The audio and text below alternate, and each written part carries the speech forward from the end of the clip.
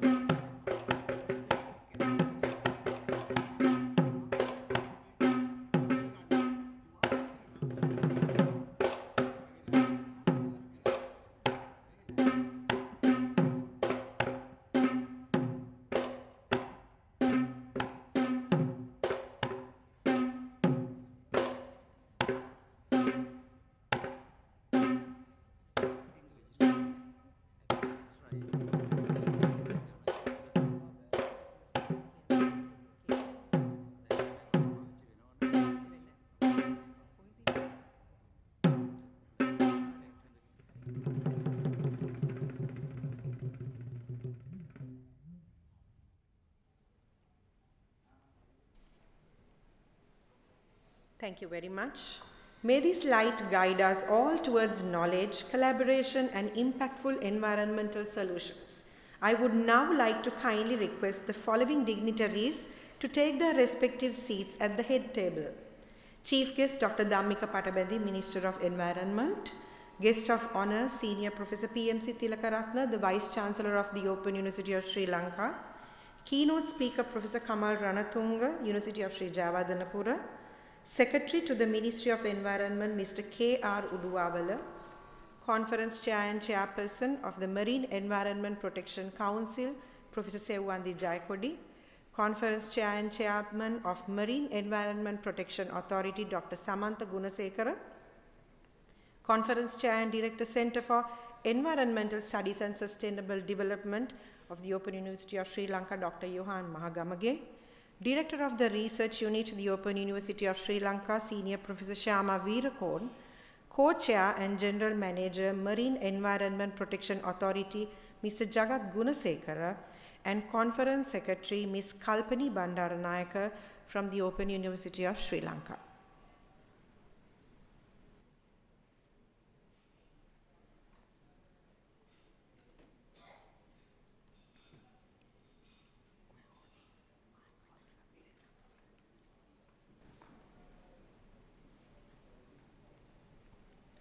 To formally commence today's proceedings, it is my pleasure to invite Dr. Johan Mahagamage, the Conference Chair and Director, Center for Environmental Studies and Sustainable Development of the Open University of Sri Lanka, to deliver the welcome speech.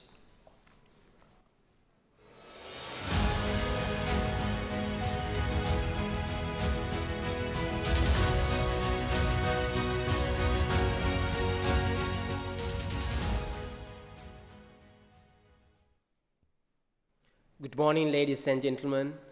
Ayubowan.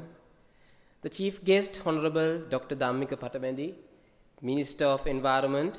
Guest of Honour, Senior Professor PMC Tilakaratna, the Vice Chancellor of the Open University of Sri Lanka. Secretary to the Ministry of Environment, Mr. K.R. Uduwawala. Dr. Samantha Gunasekara, Chairman of the Marine Environment Protection Authority and Conference Chair. Senior Professor Shyama Veerakone, Director of the Research Unit of the Open University of Sri Lanka. Professor Sewandi Jayakodi, the Conference Chair. Professor Kamal Ranatunga, our keynote speaker. Distinguished representatives from the ministries, departments and authorities, members of diplomatic community, representatives of international national organizations, panelists, sponsors, media, personnel, presenters, participants, ladies and gentlemen. It is with great honor and heartfelt pleasure that I warmly welcome all of you who join physically and virtually to the first International Conference on Marine Science and Sustainability, ICMSS 2026, organized by Center for Environmental Studies and Sustainable Development of the Open University of Sri Lanka and Marine Environmental Protection Authority. Today is particularly significant as we gather to commemorate World Ocean Day 2026, celebrated globally under the theme Reimagine Beyond the World We Know, a New Relationship with Our Ocean. This inspiring theme challenges us to rethink how we relationship with our ocean. This is inspiring. As an island nation surrounded by the Indian Ocean, Sri Lanka has a unique responsibility and opportunity to embrace this vision. Through ICMS 2026, we are proud to contribute to the global observance of World Oceans Day by creating a platform for scientific dialogue, knowledge sharing, innovation, and collaboration among researchers, policymakers, practitioners, industry leaders, and community commitment to safeguarding our ocean.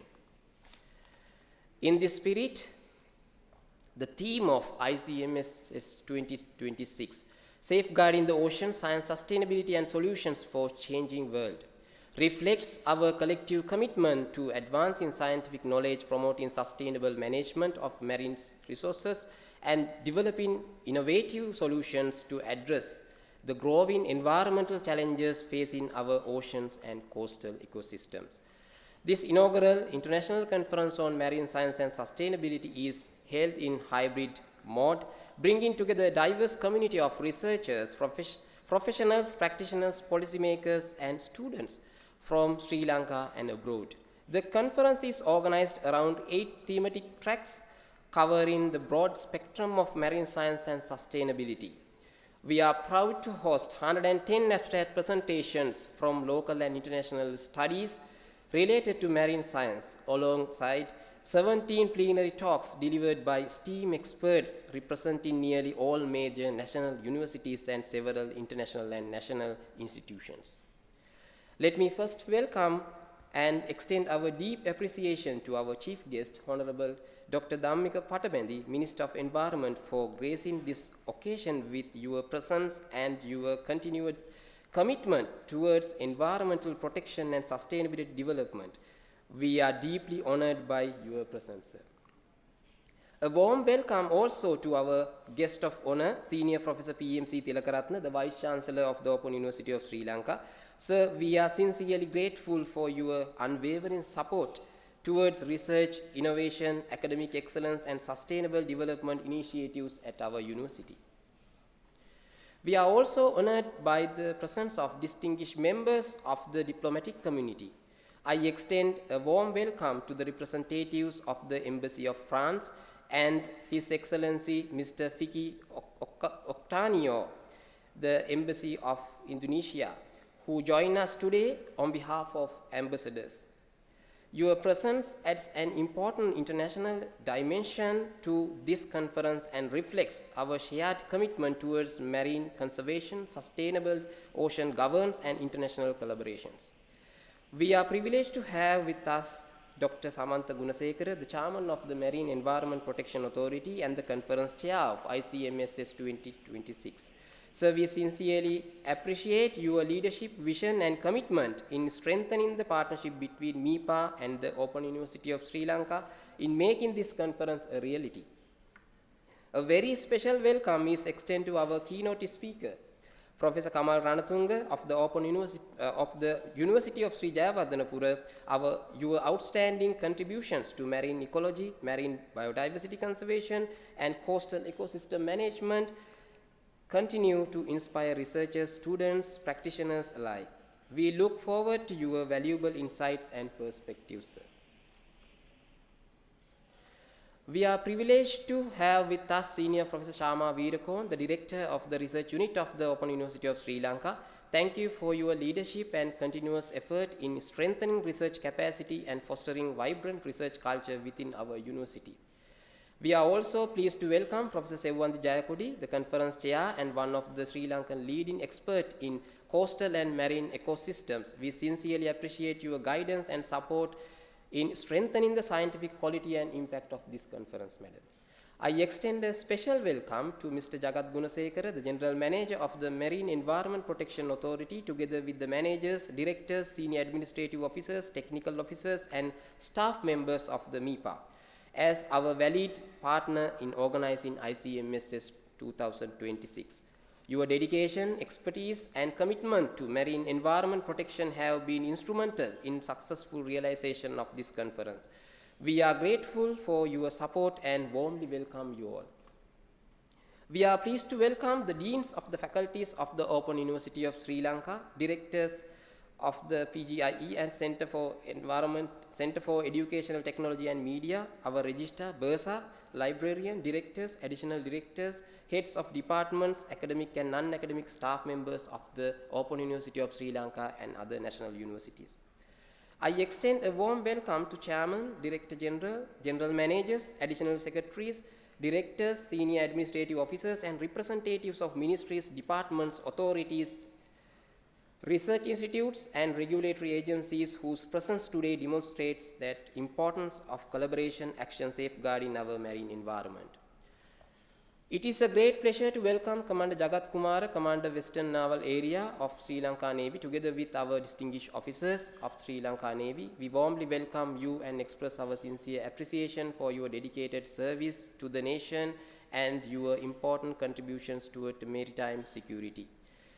We are honored by presence of representatives from diplomatic missions, international organizations, development agencies, professional bodies, and partner institutions. Your participation reflects the growing global commitment towards marine conservation, sustainability, and international cooperation. We are equally delighted to host SOBASEA 2026 in conjunction with ICMSS 2026. This special invitation provides a unique platform that combines science, environment, awareness, education, and artistic expression. SOBASEA 2026 featured two major competitive themes, marine biodiversity and marine pollution, and was open to both school category and open category. Through this initiative, we seek to inspire greater public appreciation of marine ecosystem while encouraging environment responsibility through creativity and innovation. I extend special welcome to all finalists and winners of SOBASEA 2026 whose creativity and dedication have successfully highlighted important marine environmental issues through art and visual expression. I am particularly pleased to welcome Mr. Prageeth Ratnayaka, the Chairman of State Visual Art Council and distinguished panelists of SOBASEA 2026. I also wish to acknowledge and sincerely thank all panelists and evaluators of SOBASEA 2026 as well as distinguished members of today's panel discussion for generally contributing their expertise, time, professional judgment. Your valuable contributions have enhanced both quality of the exhibition and the intellectual discussions associated with this conference. I also wish to acknowledge with inspiring gratitude our sponsors, exhibitors, collaborating organizations, supporting partners whose generous contributions who played a significant role in the successful organization of this conference. Your commitment to advancing environment sustainability, scientific research, and public engagement is deeply appreciated. A special word of appreciation is extended to our media personnel representing print, electronic, and digital media organizations. We are grateful for your support in creating public awareness and providing visibility to marine conservation and sustainability initiatives through your valuable coverage in this event. Most importantly, I warmly welcome all presenters, authors, researchers, students, participants, chairs, co-chairs, distinguished guests who have joined us today. Your contributions are at the heart of this conference, and we look forward to a productive and inspiring exchange of knowledge, ideas, experiences, and partnerships. So, ladies and gentlemen, on behalf of the organizing committee of the ICMSS 2026, I once again extend warm welcome to you all. Thank you, and I wish you successful, productive, and inspiring conference and exhibition. Thank you very much.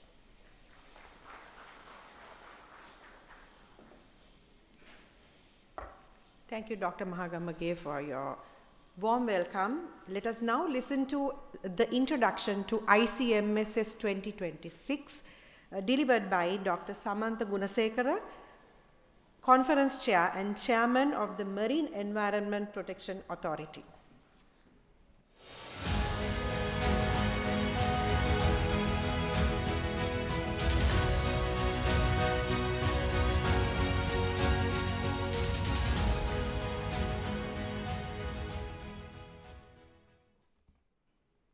Born. Good morning to everybody. Our chief guest, Honorable Dr. Dhammika Pattabandi, Minister of Environment. Guest of honor, Professor P.M. Tilakaratne, Vice Chancellor of the Open University of Sri Lanka. His Excellency Mr. Fiki Octanio, Deputy Ambassador of the Indonesia.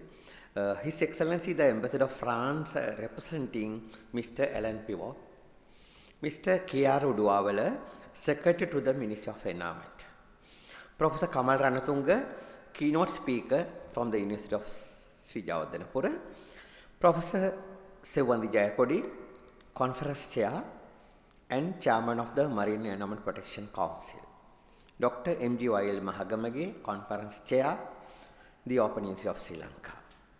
Senior Professor Shama Veerakorn, Director of the Research Unit, the Open University of Sri Lanka. Mr. Jagat Gunasekara, Co-Chair and the General Manager of the Marine Protection Authority. Ms. Kalpani Bandaranayake, Conference Secretary, the Open University of Sri Lanka.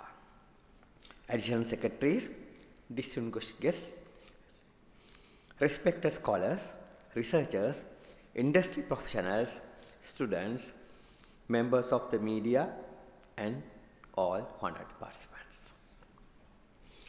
It is both a privilege and a pleasure to welcome you all to the Marine Symposium of the first International Conference on Marine Science and Sustainability 2026.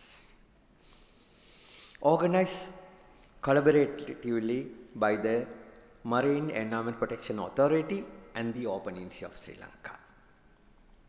Today marks an important milestone in strengthening partnerships among academia, government institutions, industry stakeholders, environmental practitioners, and the wider community. Your presence here reflects our shared commitments to understanding, protecting, and sustainably managing one of the most valuable assets of our planet, the ocean. We are gathered today conjunction with World Ocean Day 2026, celebrated globally under the inspiring theme, Reimagine. Beyond the world we know, a new relationship with our ocean. This theme invites us to rethink our relationship with the ocean and the challenges us to move beyond institutional approaches toward the future where science, stewardship, innovation, and sustainability work hand to hand. It reminds us that the ocean is not merely a resource to be utilized. It is a living, interconnected system that sustains biodiversity, regulates the global climate, supports livelihood, ensures food security, and contributes immeasurably to the well-being of humanity. For an island nation such as Sri Lanka, the significance of the ocean is even more profound. Our marine ecosystem support fisheries, tourism, maritime trade, coastal protection, and cultural heritage. Yet, these ecosystems are increasingly threatened by climate change, marine pollution, habitat degradation, overexploitation of resources, and emerging environmental challenges. Addressing these issues requires not only scientific knowledge but also collaborative action and evidence-based policymaking. It is within the context that the theme of this symposium, Safeguarding the Ocean, Science, Sustainability, and Solutions for a Changing World, becomes especially relevant. Over the resource of this symposium, researchers, experts, policymakers, and practitioners will share their latest findings, experiences, and innovations related to marine conservation and sustainable ocean governance. The discussions, presentations, and exchanges that take place here today and tomorrow are expected to generate valuable knowledge and practical solutions that contribute to national and regional efforts in protecting the marine environment. Importantly, the symposium is not intended to be a two-day event. It is part of a continuing academic and policy engagement process. The valuable information, research findings, recommendations, and data gathered through this conference will be further developed through full paper publications and scholarly dissemination. More significantly, our outcomes of this symposium will serve as an important knowledge base for the future development of policies, strategies, and regulatory frameworks aimed at marine environment protection and sustainable development. I would also like to highlight a special initiative conducted in conjunction with ICMSS 2026, the Sobaseya 2026, Art and Photography Competition, organized for school children and the general public. This initiative recognizes that protecting our oceans is not only solely the responsibility of scientists and policymakers. It requires the engagement of society as a whole, particularly the younger generation. Throughout, art and photography participants have been encouraged to express their appreciation of the ocean and raise awareness about the importance of marine conservation. We believe that creativity and environmental consciousness together can inspire latest positive change. On behalf of the organizing committee, I extend my sincere gratitude to all keynote speakers, presenters, reviewers, sponsors, partner institutions, organizing staff, volunteers, and participants. All dedication and contribution have made this event possible. As we commence this important symposium, let us embrace the spirit of collaboration, innovation, and shared responsibility.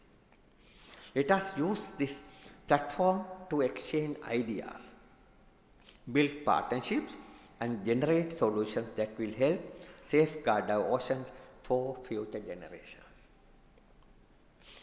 I wish the symposium every success and hope that today's discussions will contribute meaningfully toward a healthier, more resilient, and sustainable ocean for Sri Lanka and the world. Thank you. I wish you all a productive and inspiring symposium. Thank you very much again.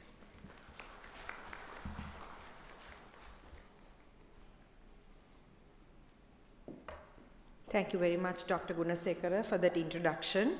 I now cordially invite the Chief Guest of ICMSS 2026, the Minister of Environment, Honorable Dr. Dhammika Patabendi, to address the gathering.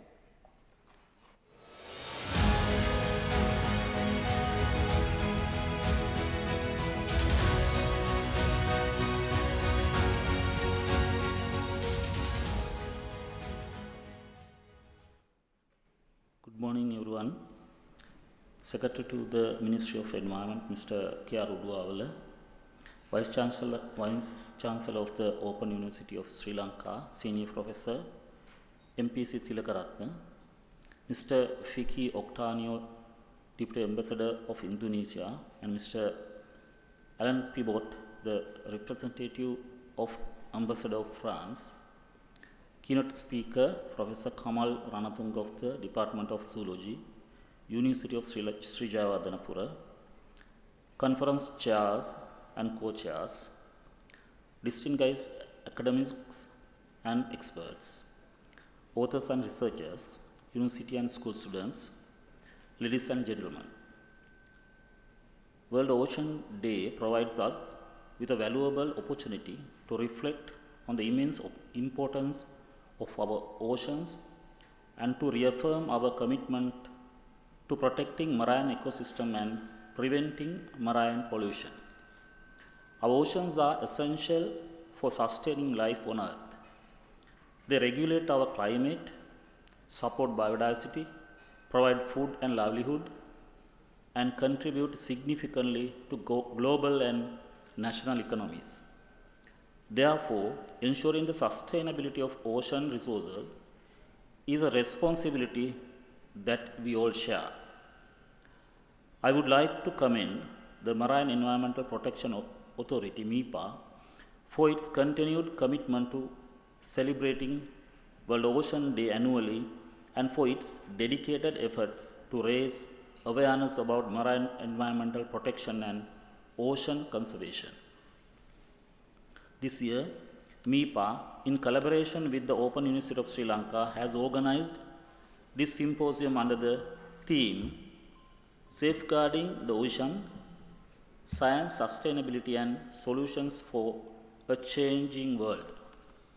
I wish to express my sincere appreciation to the Vice Chancellor, the academic staffs and students of University of Sri Lanka for their invaluable support in organizing this important event.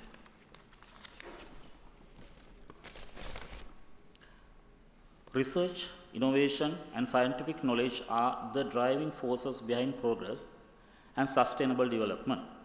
The same principle applies to marine environmental protection and pollution prevention. The research findings and scientific discussions presented at this symposium will contribute significantly to our understanding of emerging environmental challenges and help identify practical solutions for protecting our oceans and for future generations. As an island nation, Sri Lanka has always recognized the importance of the ocean and ocean-based industries for national development and economic growth. However, many valuable marine resources remain underutilized due to policy gaps, limitations, legal framework, technological constraints, and insufficient scientific knowledge. Recognizing these challenges, the government of Sri Lanka has initiated several reforms, including policy improvements, amendments to relevant legislations such as National Environmental Act and the Marine Pollution Prevention Act, the strengthening of institutions responsible for environmental management and marine conservation. These efforts are aimed at ensuring the sustainable utilization and protection of our marine resources.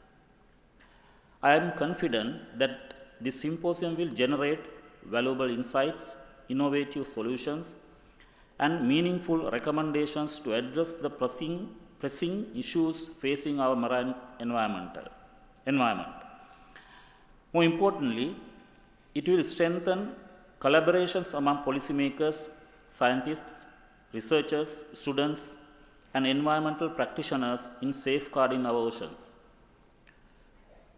Before concluding, I once again extend my sincere gratitude to the Marine Environmental Protection Authority and the Open University of Sri Lanka for organizing this timely and important event. I also thank all participants, researchers, and contributors for their commitment to advancing knowledge and protecting our marine environment. I wish the symposium every success. Thank you very much.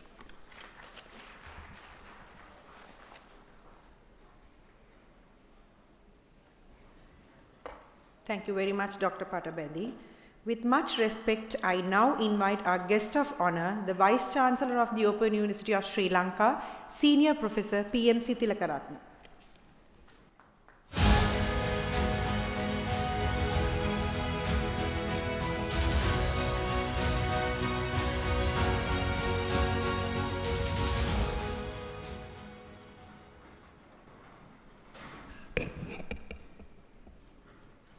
Good morning, everybody.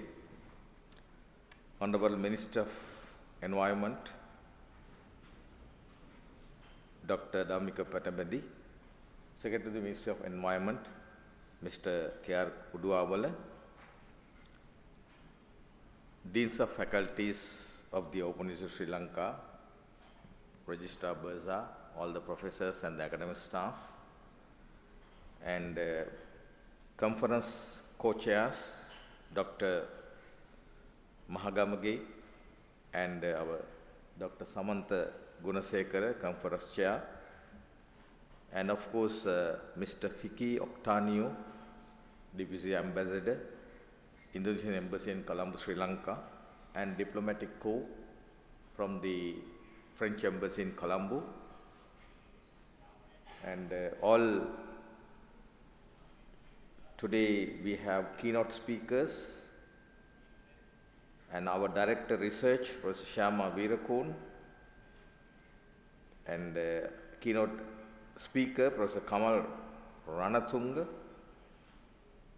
and conference chair, Professor Sevandi Jayakodi, and all other members in the dash, and all government officers, and other members from the diplomatic corps, environmentalists,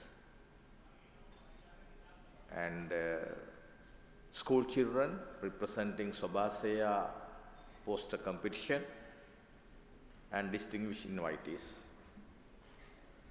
So this moment gives me an immense pleasure to address this first international conference on marine science and sustainability, jointly organized by the MEPA and the Open University of Sri Lanka. This is the day that we are commemorating the World Oceans Day. In the outset, I wish to express my sincere appreciation to the Marine Environmental Protection Authority for their collaboration and commitment in making this important event a reality. I also extend warm welcome to our international and local participants whose expertise and contributions enrich this conference today. Today, as I said, we gathered here to celebrate the World's Ocean Day. We are reminded of the immense value of the oceans to humanity, covering more than 70% of our planet. The oceans regulate our climate, support biodiversity, provide food and livelihood for billions of people around the world. Not only that, ocean facilitates the global trade. Of course, these days that we are having a lot of problems because Hormuz still that having a lot of problems due to this war situation. So then that how important the sea, because Sri Lankan economy is undergoing a lot of that hardships due to this, again a result of blocking one of the areas of the that one of the seas in the world. So therefore, needless to say the importance of ocean. And not only that, it gives again the food security, and it promotes the tourism industry all over the world, and finally, it contributes to the national development. So protecting and sustainably managing our marine resources is therefore both responsibility and a necessity today. In this context, the role of higher education institutions like the Open University of Sri Lanka particularly significant. Universities are uniquely positioned to generate knowledge, foster innovation, develop human capital, and facilitate evidence-based policy making. So I need to mention the few words about the Open University of Sri Lanka. The Open University of Sri Lanka is the only open and distance learning institution, higher education institution, which is coming under the Ministry of Education and the University Grant Commission. It is the home now for 48,000 regular students, and more than another 15 to 20,000 other courses those who are following. It means that the Open University of Sri Lanka is serving to this nation for the human capital development in various aspects. So therefore, as a national university committed to accessible and inclusive education, the Open University of Sri Lanka recognizes its responsibility to contribute meaningfully to addressing contemporary environmental and sustainability challenges. So our we have dedicated center, the Center for Environmental Studies and Sustainable Development. So we usually organizes every year more than 5 international conferences, and more conferences in this nature is multidisciplinary. So therefore, I'm very much thankful to Honorable Minister of Environment, Dr. Patamandi, and MEPA Chairman, of course, initiating this collaborative project within Open University of Sri Lanka. This nature of conferences serve as an important platform for interdisciplinary dialogue and collaboration.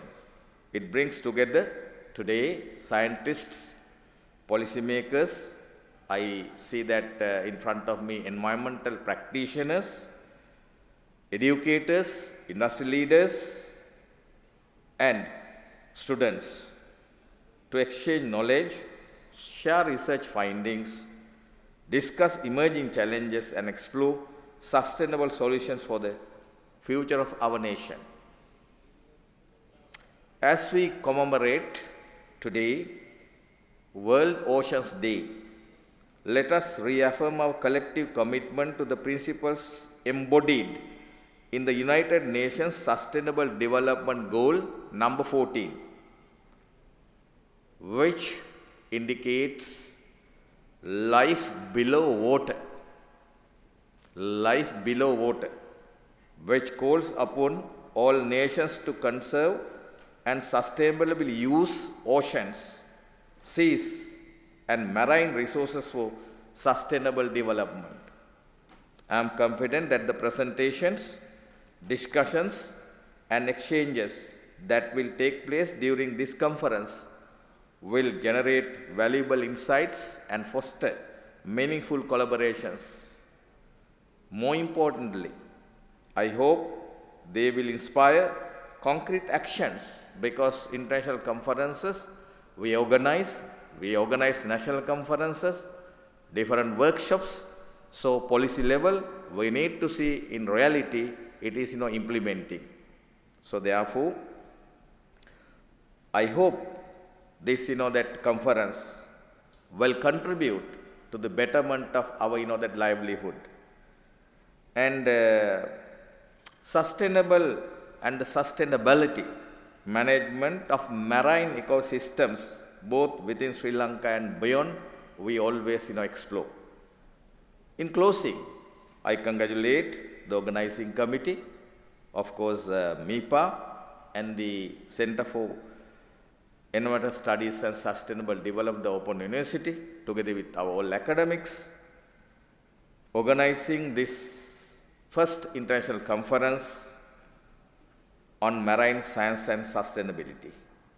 And it is not merely an international conference. First, I again anticipate this nature of conferences will be in our academic calendar as well as MEPA calendar to continue whatever the that findings of research, as I stated in the beginning, to become a reality, to implement some policy decisions as an outcome of research findings today and tomorrow. We are that going to be, of course, that discussed. And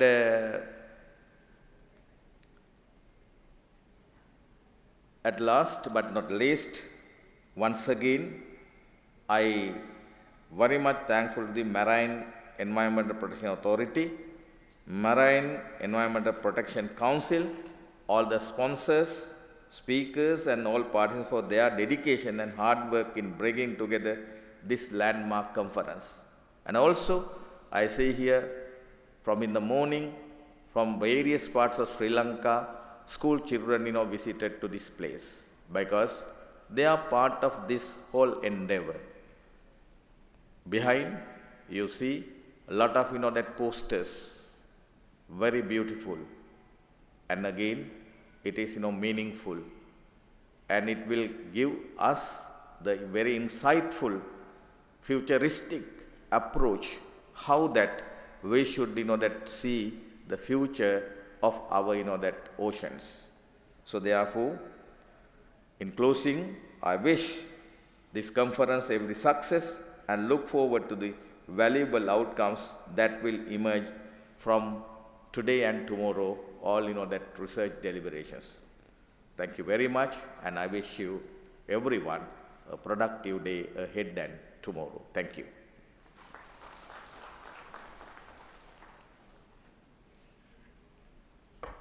Thank you very much, Professor Tilakaratne. It is my pleasure to now invite Professor Sewandi Jayakodi, Conference Chair and the Chairperson of the Marine Environment Protection Council, to address the gathering.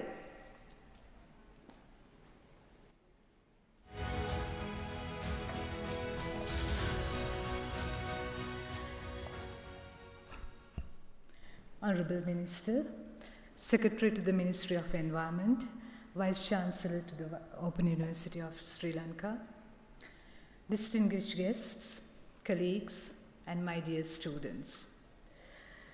When I come to conferences like this, my heart flutters. That's basically because when we look at Sri Lanka, something that we always forget is we are a very big country. And we are really big. 517 square meters of land is so big. And that is mostly our ocean. And seeing that all of you here today are committed to the ocean that matters to us is something that truly rejoices me. Therefore, I want to take this opportunity to thank the Marine Environmental Protection Authority and also Open University of Sri Lanka for organizing this conference. It is a timely need, and it is a need that will ensure that we take decisions about ocean correctly.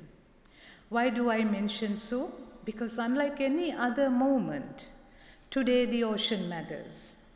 And that is exactly why there are so many commitments that the world talks about. With the Kunming-Montreal Global Biodiversity Framework, the world is urged, nations like us, the island nations are urged to protect 30% of the ocean. We are urged to restore degraded coastal and marine environments. We are talking about 30 by 30, 30% of the ocean protected by year 2030. These are not small commitments, these are large commitments. And to go there, we need science. And that is why it's so important to see that each and every one of you who would present today would add something new to the science that we already know. And every little thing that you would speak today are so important, and they are not little. They are addition to the existing mountain of information that will allow the Ministry of Environment and other government agencies to take right decisions about our ocean. And all of you that have painted the ocean, that have managed to capture the vibrancy of the ocean down there, the painters, I salute you because you've proven that there's the beauty of the ocean and that by painting it, you can inspire many more. And thank you for doing that. And lastly, it is also very important to understand our commitments today to our ocean goes beyond the EEZ. Why is that? Because Sri Lanka has now ratified to biodiversity beyond national jurisdiction. So you are talking at a time where we talk about the ocean without national jurisdictions. One ocean, and what can we do for that? Time is just right, basically because After 24 years, we are seeing the National Environmental Act getting amended. We are talking about marine environmental policy and the Act wanting to be amended. So for all that, the information, the knowledge and the wisdom you generate today, and the friendships and the collaborations that you would forge today would matter. Therefore, finally, I want to thank the Honorable Minister for providing these kind of opportunities and giving your consent to ensure that all these forums are convened, and that I want to thank all of you for being a part of it. Good luck to all of you. Thank you.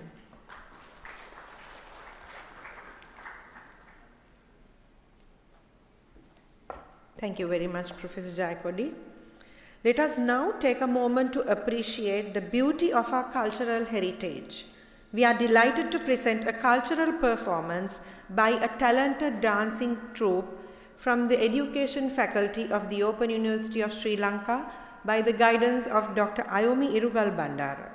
Please join us in celebrating this inspiring performance and let it be a moment of appreciation for the arts that unite and uplift our communities.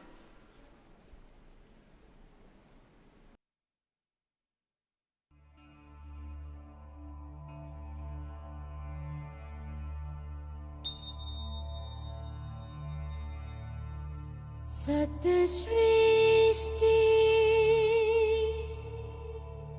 Tandava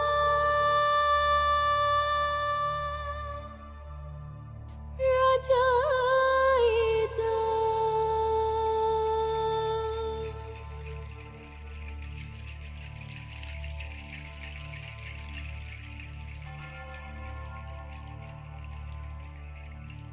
Satashrishti Tandava Rajayita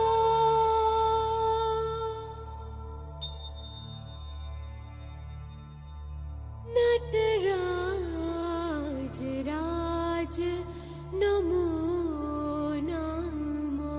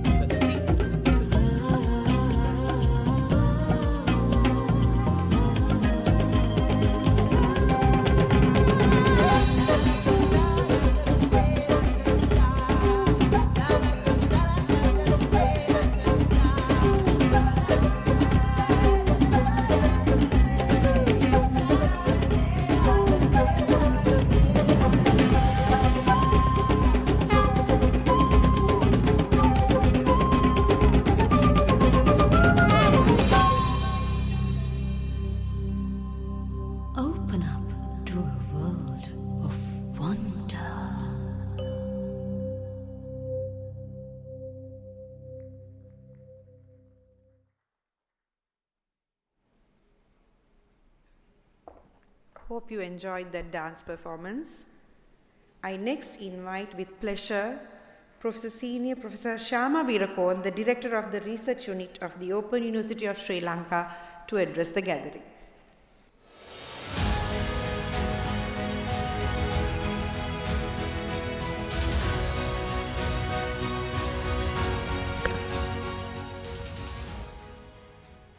Good morning, everyone, and a special welcome to our online audience.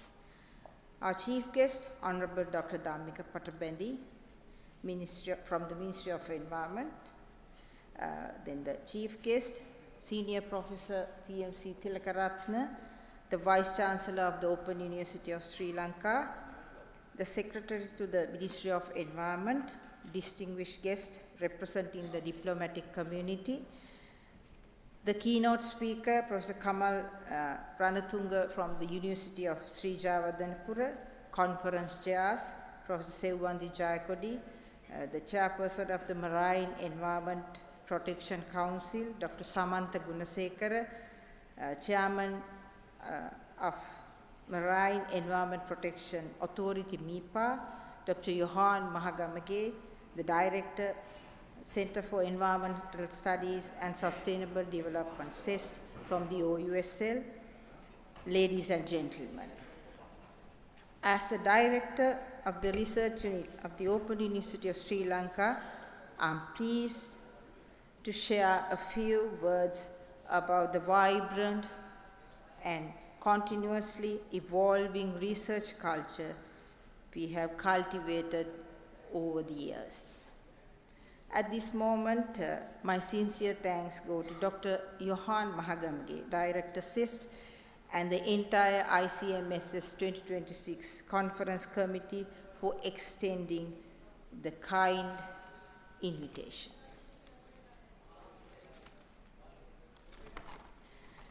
Like all state universities in Sri Lanka, the Open University of Sri Lanka, as the country's premier open distance learning ODL institute, firmly believes in nurturing the potential of its staff.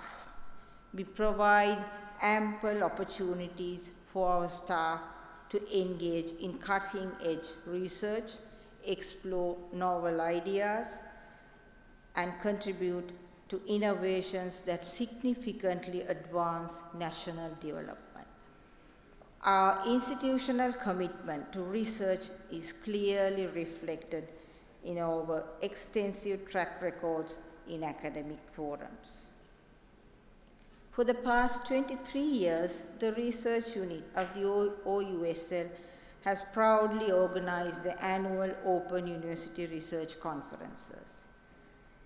This flagship event has evolved into a high-caliber forum attracting audience worldwide, and we are excited to host the International Research Conference of the Open University of Sri Lanka, IRC OUSL 2026, this coming November from 11th to 13th. Similarly, various faculties and centers of the OUSL continue to push boundaries. The Faculty of Management Studies has successfully hosted the International Conference on Management and Entrepreneurship, ICOM, for 3 consecutive years since 2022, with its next plan in October this year. The CESSD has been a powerhouse of activity. Following the success of the International Conference on Mangroves, ICMSS, from 2023 through 2025, they are preparing for its next edition this year. CESSD also successfully spearheaded the International Conference on Plastics and Environmental Sustainability in 2024, which transitions into the International Conference on Plastics, Innovations and Environmental Sustainability in 2025, with plans to continue the series this year as well.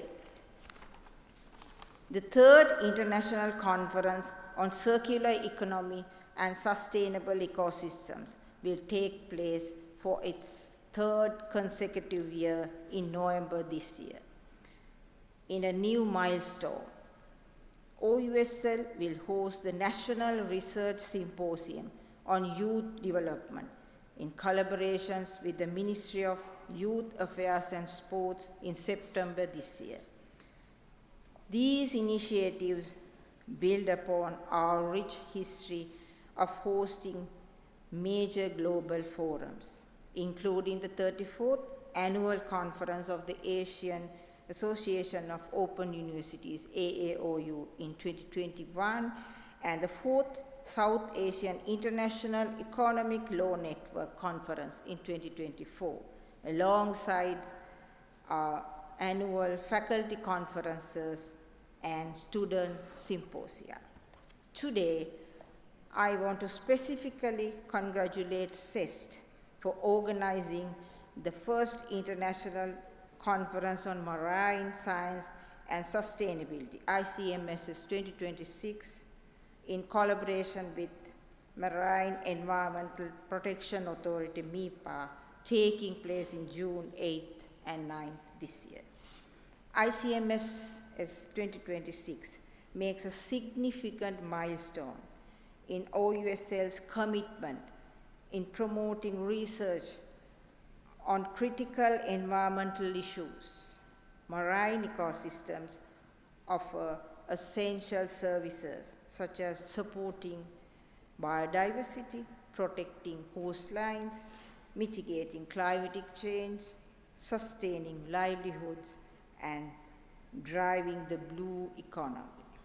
Yet, they remain highly vulnerable to degradation from both natural and anthropogenic pressures.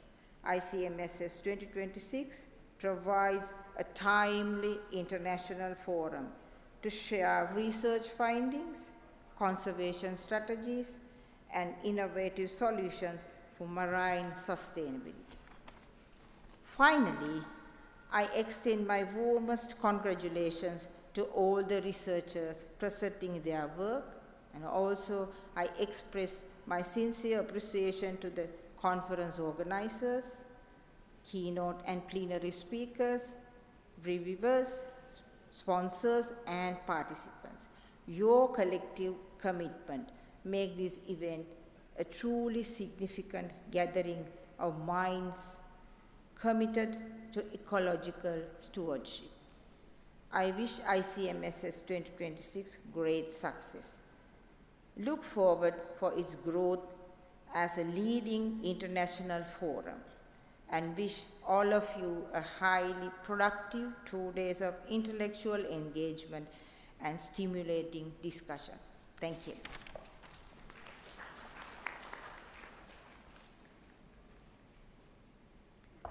Thank you very much, Professor Veerakorn. I shall now take a few minutes to mention some of the companies, actually all the companies who have sponsored this event. Without their help, this event wouldn't have been this successful. So spare me some time. Colombo International Container Terminals Limited, South Asia Gateway Terminals, Lion Nation Foundation, Hellman Worldwide Logistics Private Limited, Lanka IOC PLC, Inter-Ocean Logistics Private Limited, Colombo Dockyard PLC, Colombo Logistics Terminal Private Limited, INSEE EcoCycle Lanka Private Limited, Happy Cook Lanka Food Private Limited, Supreme Petro Lanka Private Limited, Shanika Marine Private Limited, Lanka Marine Services Private Limited, Bank of Ceylon, Colombo West International Terminal Private Limited, Spence Seahorse Marine Private Limited, Lanka Bunkering Service Private Limited, Slycan Trust, MSC Lanka Private Limited, Pereira & Sons Private Limited, and Physical Bunker Supplier in Sri Lanka. So, during the next half an hour, you will see some of these videos of the sponsors who have sponsored our event. And during that half an hour, we would like to invite you for some refreshments. But please be back within half an hour. So by 11 o'clock, if you can be here, it would be great. Thank you very much.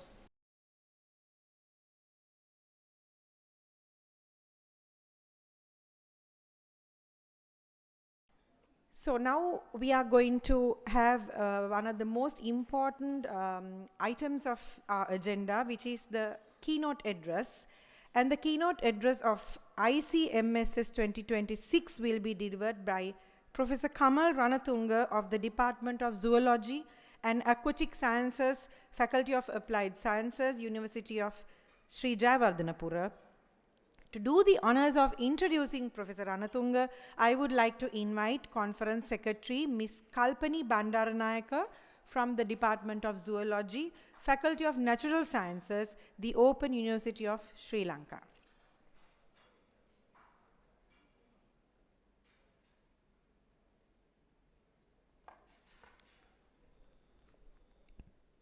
Thank you very much. It is my privilege to introduce Professor Kamal Ranatunga to this audience today.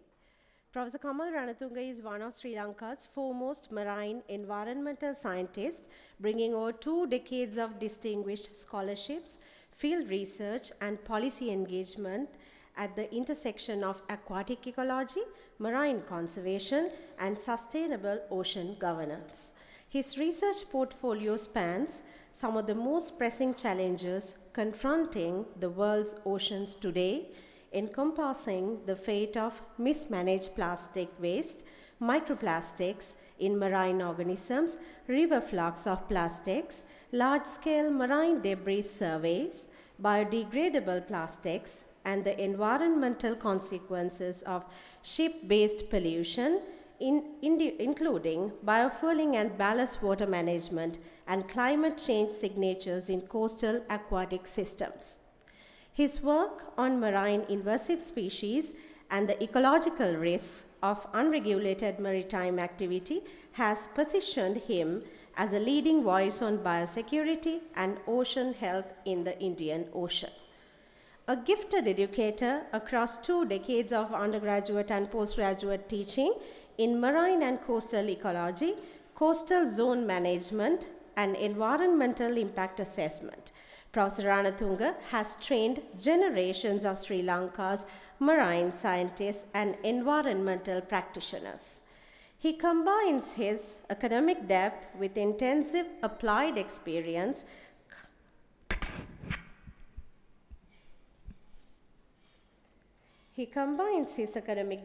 extensive applied experience conducting biodiversity surveys through underwater visual sensors and scientific diving, leading environmental impact assessment for major national developmental projects, and serving as a technical advisor to the public and corporate sectors. As a director of Center of Marine Science and Technology at the University of Sri Jayawardhanapura, he leads nationally significant, internationally partnered research programs that have directly challenged prevailing global assumptions and shaped evidence-based national policy on marine and coastal management, and adept at translating complex research into actionable management strategies for diverse stakeholders. Professor Ranatunga has been a persistent and pioneering voice for ocean literacy in Sri Lanka, a cause that has received far less national attention. Through public outreach, school and university engagement, media contributions, and community-level program, he has worked tirelessly to bridge the gap between scientific knowledge and public understanding of the ocean, recognizing the lasting marine conservation can only be built on a society that genuinely understands, values, and feels responsible for the sea that surrounds it. His keynote address today reflects both his lifelong commitment to ocean stewardship and his conviction that science, policy, and collective action must converge with urgency if we are to safeguard our blue planet for the generations to come. Over to you, sir.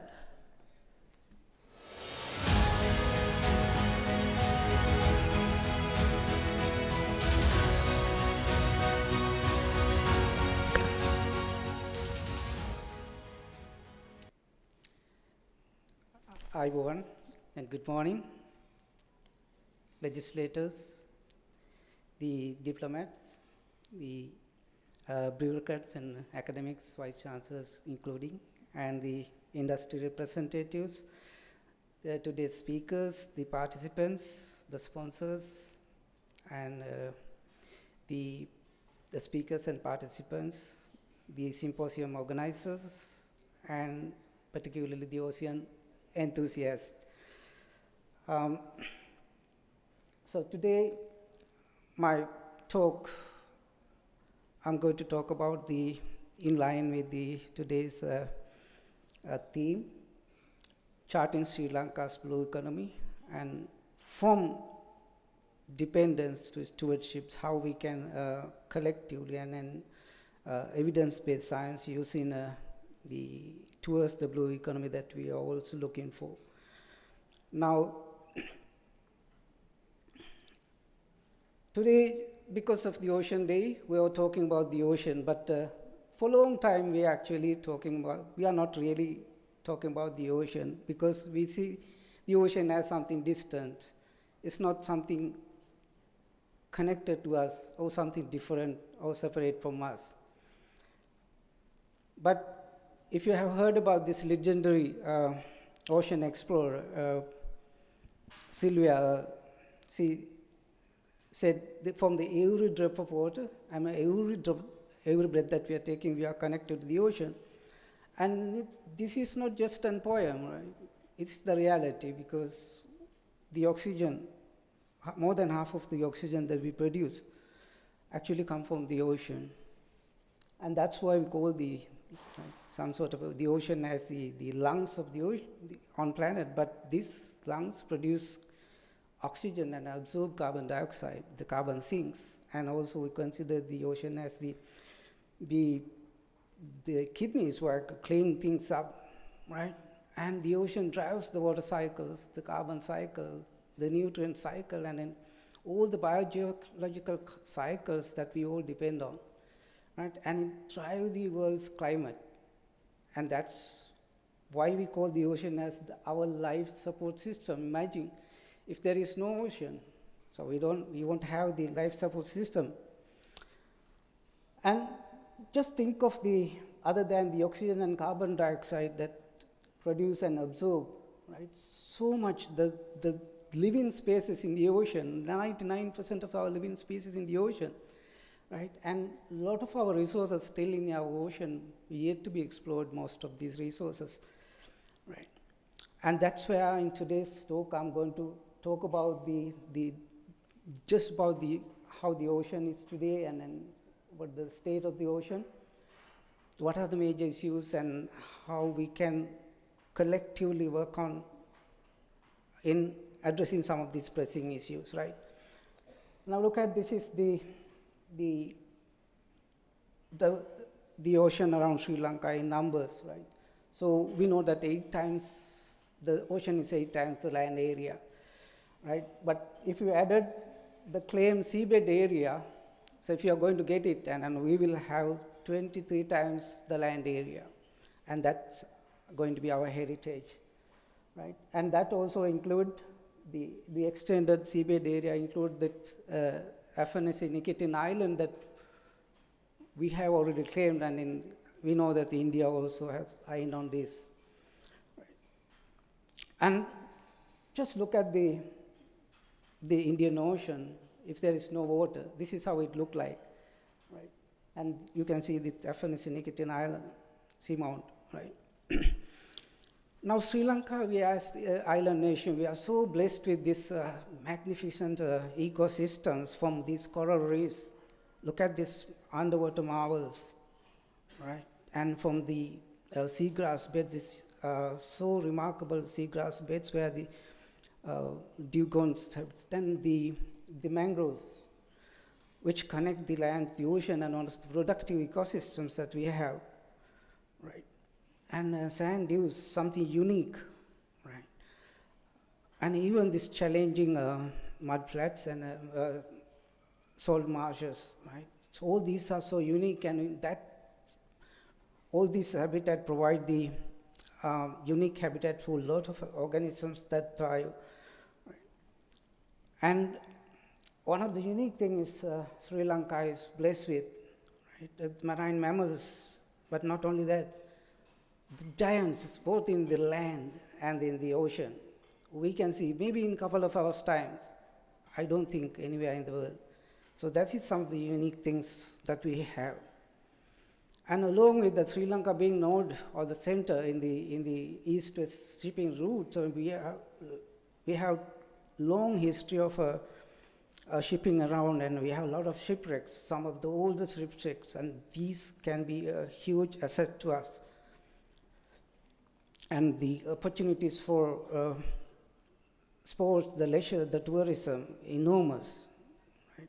And when it comes to the fishing, from the traditional to the existing, even the emerging areas, we look at so many opportunities, and all these providing us with good opportunities for a blue economy that we are all looking for, right? And a lot of opportunities for particularly the ecotourism potential that we read.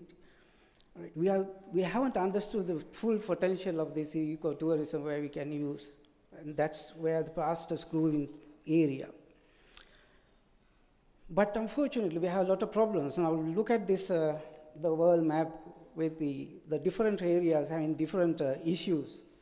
Now if you look at the Western Indian Ocean, where I have highlighted, right, like habitat destruction, about 40%, 41% overexploitation, the pollution, climate change, and invasive species are the pressing challenges as for the records.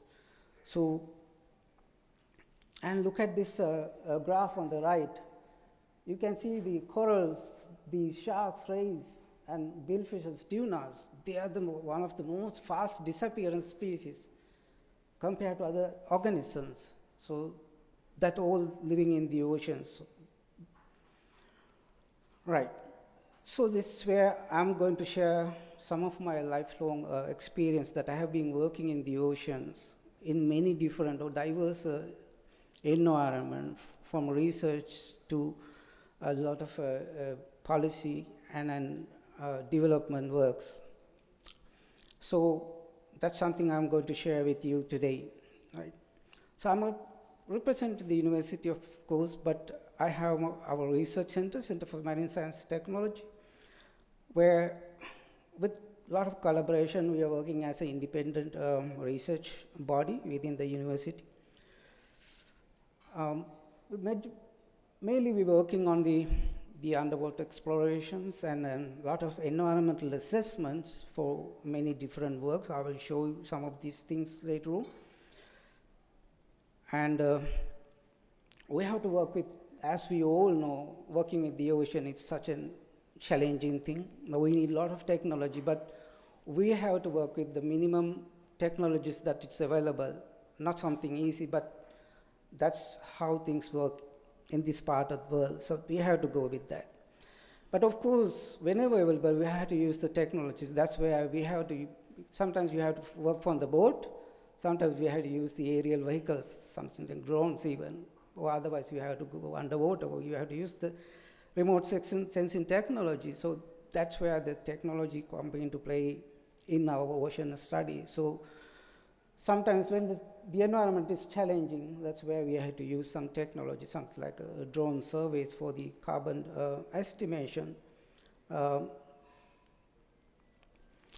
And one of the main contribution from my side is my involvement in a lot of environmental assessment maybe as a consultant or technical evaluations, where we have worked on many challenging environments and making the unseen possible for a lot of people through these underwater surveys.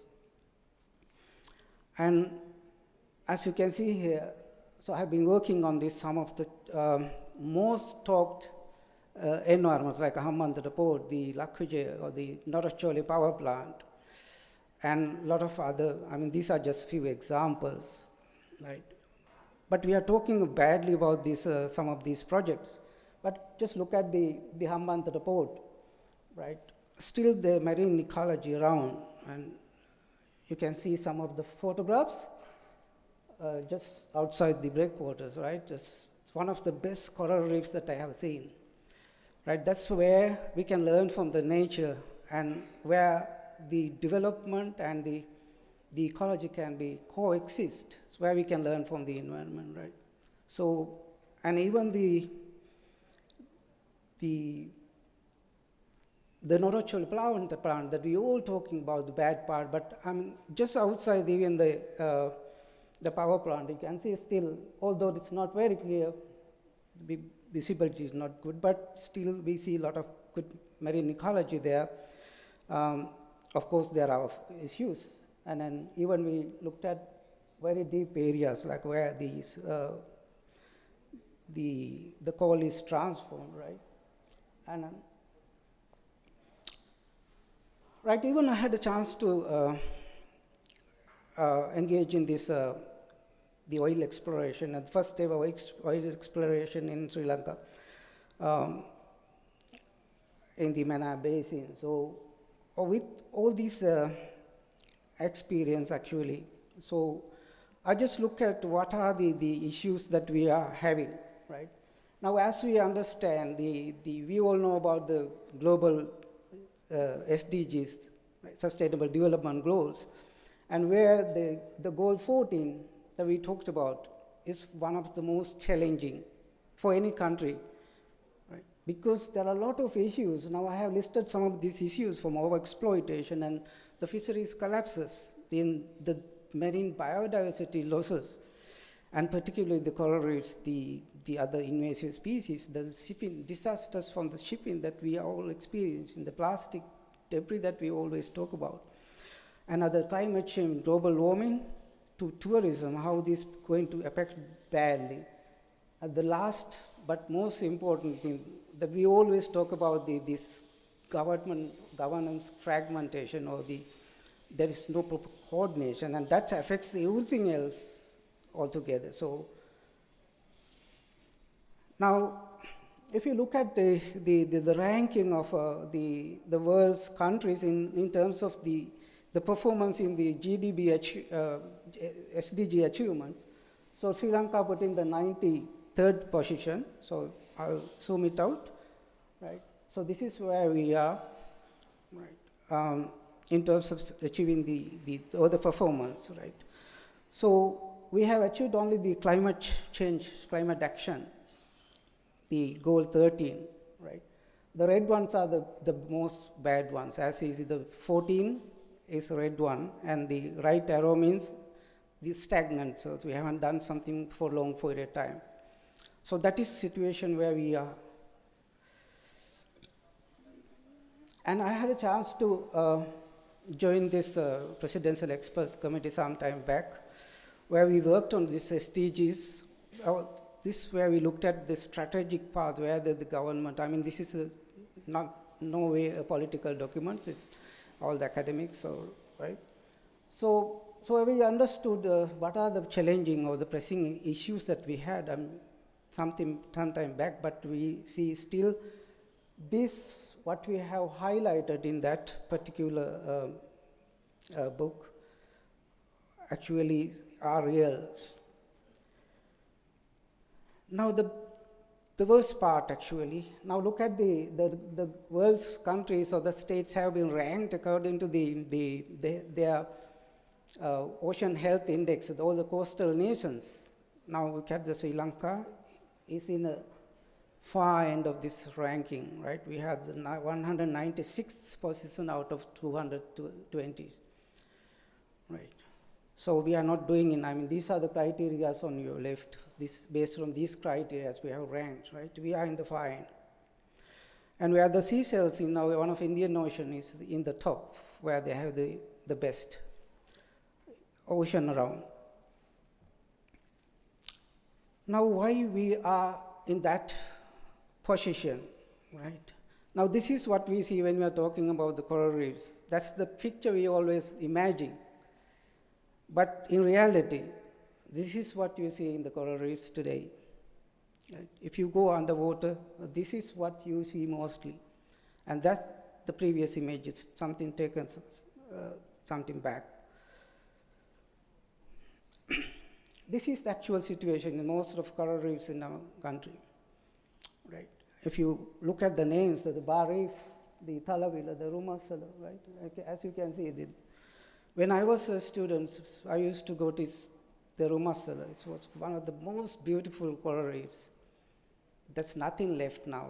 It's only replanted corals there, right? So that is the situation what we see. Now just look at this, the more than 200, 300 ships passed by in Sri Lanka, right? These ships not only carry these commodities that we have, but they also carry invasive species or harmful organisms, particularly the fouling and ballast water. I have worked on this. We have done some pioneer studies on this work. Right. We don't understand how bad this can be, these invasive species, when they are going to establish in a port. We might have to close down because these cleanups are very expensive, and we have to close the ports. We might not think of, because they can be very nasty sometimes, and that might, all these invasives can be damaged in the economy. They can affect the health even, because they can carry some pathogenic organisms. But more than that, they are going to affect the ecology, because they can interfere with the native species. And this is what you have found in our port environments, and as well as the ship hulls. There are a lot of species in the global invasive list. They are recognized as global invasive, right? So we have the species. Fortunately, the numbers are still not that bad, but we don't know when it's going to be bad. So that's where we need to monitor these things. And we have done some publications based on these findings, right? I think we really need to monitor these things as a country. And as part of this, our work with the port environment, so we managed to work with MEPA in very important port biological baseline surveys. And because that is a requirement of the IMO Ballast Water Convention, where we had to have the national strategies or legislation. So that's where we prepared a lot of these reports where we directly involved. And I was one of the co-authors of these international guidelines for this biofouling, which came out from the UN GSAMP, which we worked several years to bring this into a global level. Now the next issue is the ocean acidification.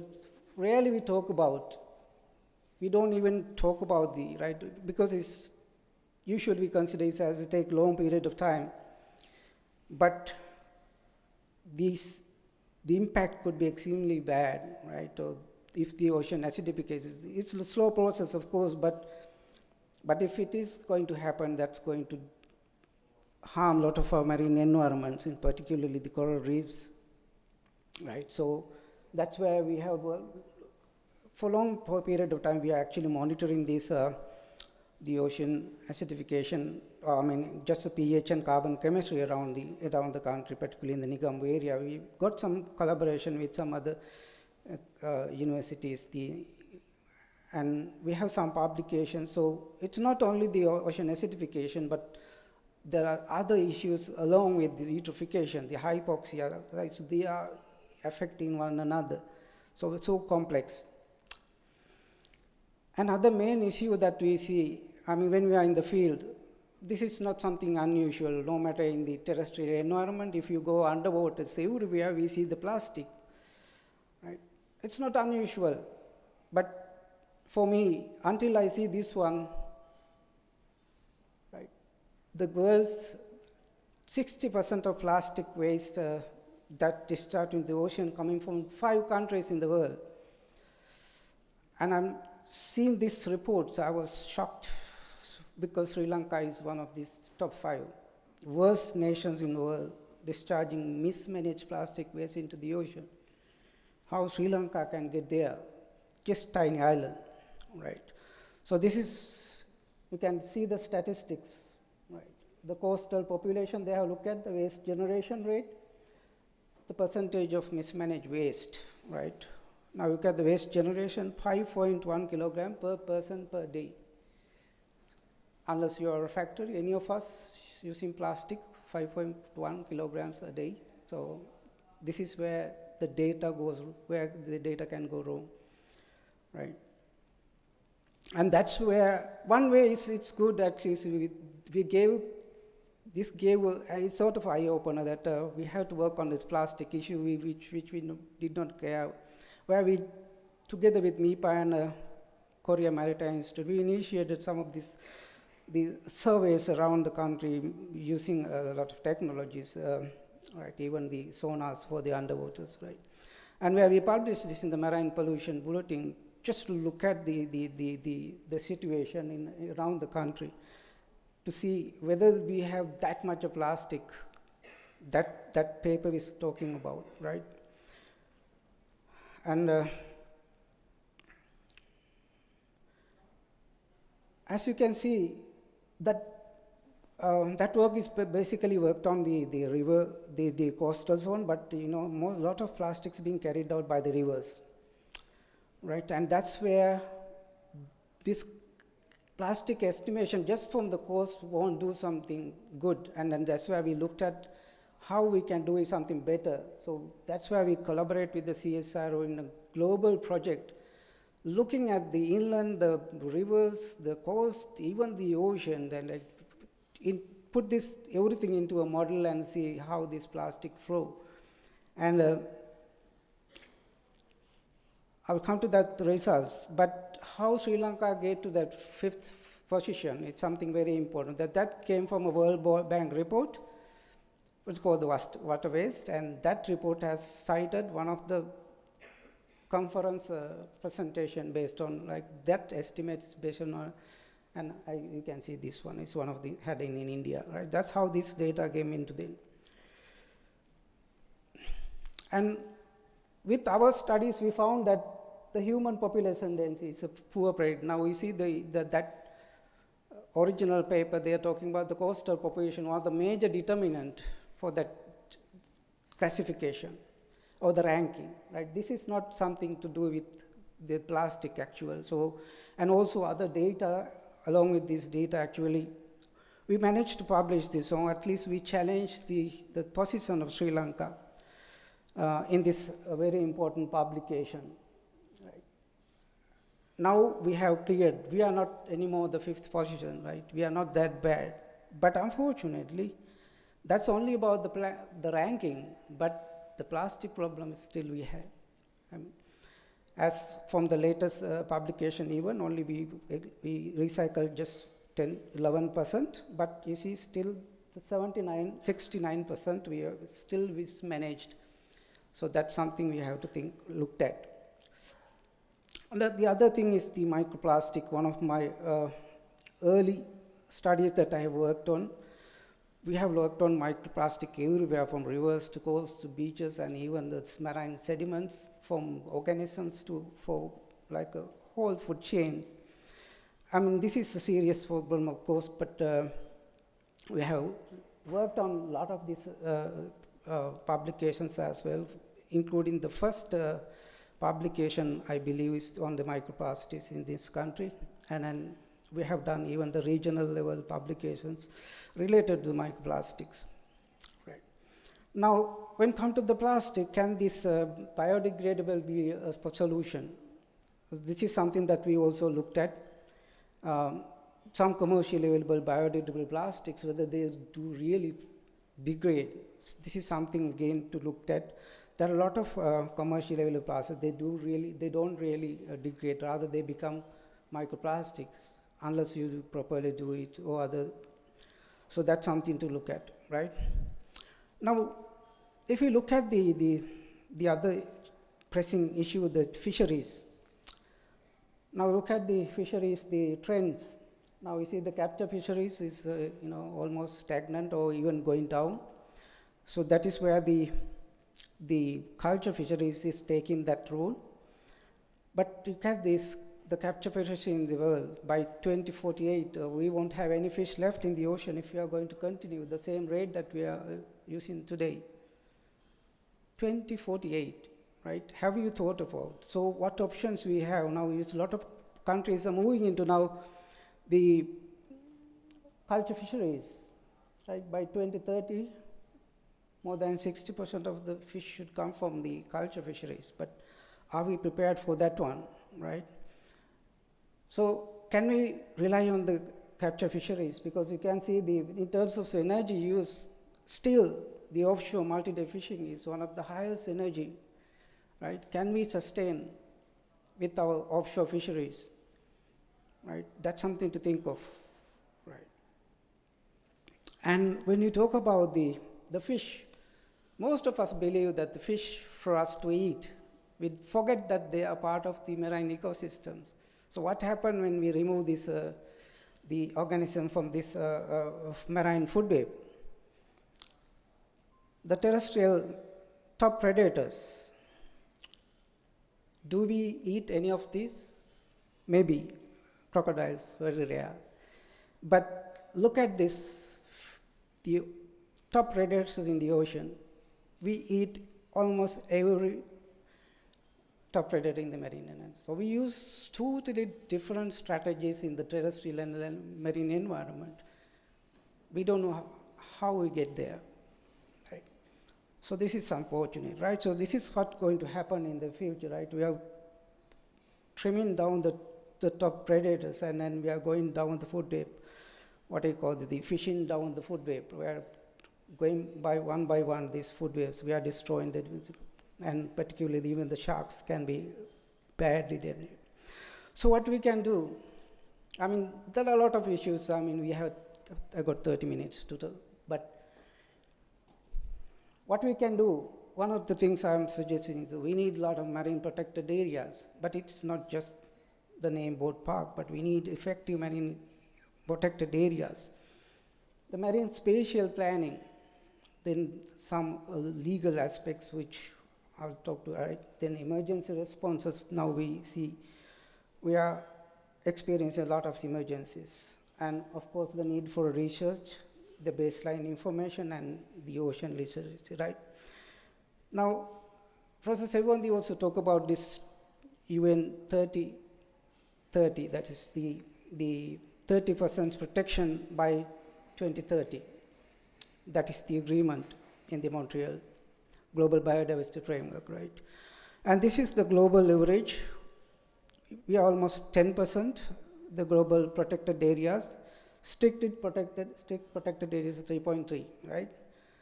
Now, the look at the situation of Sri Lanka, as for their website, our marine protected areas, 0.3%, and 0 strictly protection, and that is our statistics. And the same thing, look at where we are now, and the global average is somewhere around 10, and we are heading for 30% protection. So how are we planning to get there?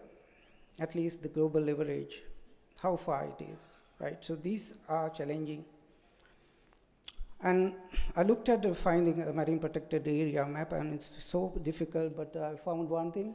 Here you see some green color ones are the marine protected areas, but there are some fisheries, FMAs, or fisheries management areas, and SAM sites by the CESSD, but there are some protection, but of course we need a little bit more. When it comes to the protected areas, these protected areas need to be backed by science, not just by the naming a area, right? A proper management, proper protected areas, there should be a size. I mean, if it is too small, there won't know any conservation meaning, right? But if it's too big, there won't be any economical meaning. So that's where we have to even decide on at least part of the population has to go out, and then we have to declare area based on this. So we need to have more science-based protected area. Now the second thing is that's something that we talk about most often, that the marine spatial planning, how we need, I mean, we have talked many times, we have done some pilot studies.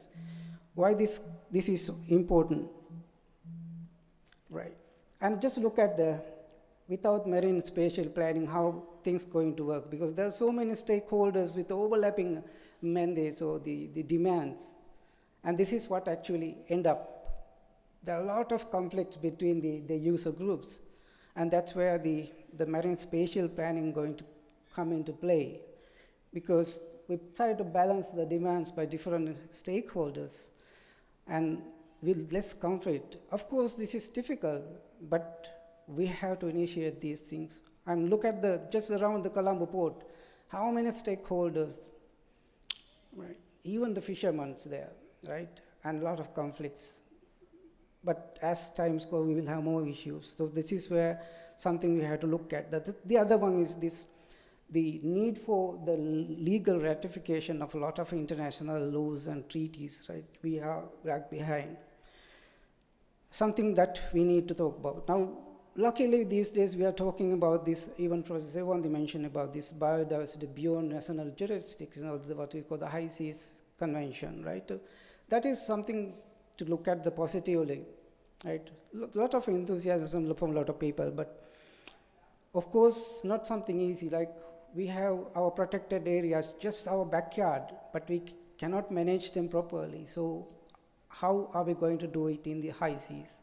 A lot of challenges, but at least that the enthusiasm is good, at least we can continue, right? So this high seas treaty is looking at this marine genetic resources, the area just management in environment assessment and capacity building. This is where I looked at least we can incorporate some of these things into our, right? We need a lot of cooperation, collaboration. Of course, we have some memberships in a lot of other regional and international bodies. The thing is, it's not just the membership. See, we are an island nation, and we are very vulnerable, and like the Sri Lanka and Maldives. So we have to play a leading role in these things if we are to really sustain in the future, right? The other thing is the how well prepared for the marine emergency situations, right? So many ships going around Sri Lanka, and then we don't have dedicated marine emergency vessels, right? Something I think MEPA may be working on, but that's where something we immediately need. We are a long known shipping nation, and then we should prepare for these worst case scenarios, at least by now. And we have learned from this, the catastrophic events that we have experienced previously. So how well we are prepared for this kind of a situation. We understood we are legally or environmentally we are not prepared for these situations, and that's where we have to work on. Right. The other thing is the ocean literacy. One of the main thing I'm thinking of, as a country, because you cannot protect anything if you don't understand. That's where you need the ocean literacy, for at least from the school children. Nowhere in the schools actually talk about the ocean. There is no curriculum in looking at the ocean, right?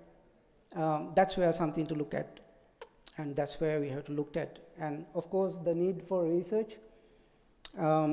Particularly the baseline information, and that's where, right? At least I did a webometric analysis to see how the scientific publications has developed after the independence, right? I mean, from slow starter to at least we have some good publication within last 10 decades, right? So that is good positive side, but we have to. The other thing, we need a data repository that we are talking about many years now, to have the marine data repository, right? This is one of the things that developed by the NARA with the support from the PRDS some time back. But this is not really maintained at the moment, but this is something to look at, This is already available, just need to feed the data into this one, and then we can share a lot of data in this scale, right? And in terms of the capacity building, we need to train our young generation to be ocean friendly, to work in the ocean, where we, as the university, we take this to our undergraduate. many training opportunities to take the lead in the future. And even the school children, we've given some training or some opportunities for them to give some ocean literacy ability, right? And even I will maintain this Ocean Explorer website to, to educate the general public as well. So, but we can't do it alone. I mean, that's where we need a lot of people to work on this environment, right? And we need to work on this citizen science, because that is one of the areas, just beach cleanup alone not going to do. At least you can enter that data into a mobile phone that everybody has.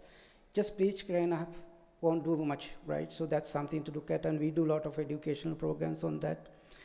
Beach cleanups, usually I consider it as something like collecting water after opening the tap. Without closing the tap, I mean, you keep on collecting. At least that attempt is good, but it's not something practical, and it's not something long-lasting solution. That's where we need to think of our young generation, particularly to work on this, to be stewards in the ocean, and there should be the part, in particular, looking at in the future guardians, the ocean. They should be trained for this purpose, right? So that is where I think the policymakers, the scientists, the private sector, educators, everybody in this forum, and you all have some forum, right? I don't want to go into detail because we have run out of the time, right? So, finally, so this is the thought. The ocean does not negotiate, right? There's no negotiation with the ocean. It's so vast, so powerful, right? And then it's not going to wait for the net budget or the next election. So that's where we have to act today, right? We have to act immediately, because that is not just the act, but we have to back by the science. So science behind everything, right? So that's where we have to work on. So with that, I conclude my short presentation, and I would like to thank the symposium organizers, the MEPA. My second home is actually MEPA. I have been working with the MEPA for a long time. And thanks for inviting me. Usually in an international forum, you invite for an international figure, but you at least invited for me. So thank you very much for having me.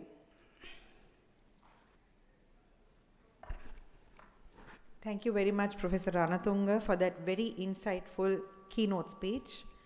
Let us once again enjoy a vibrant display of Sri Lankan culture performed by a dancing troupe from the Faculty of Education of the Open University of Sri Lanka.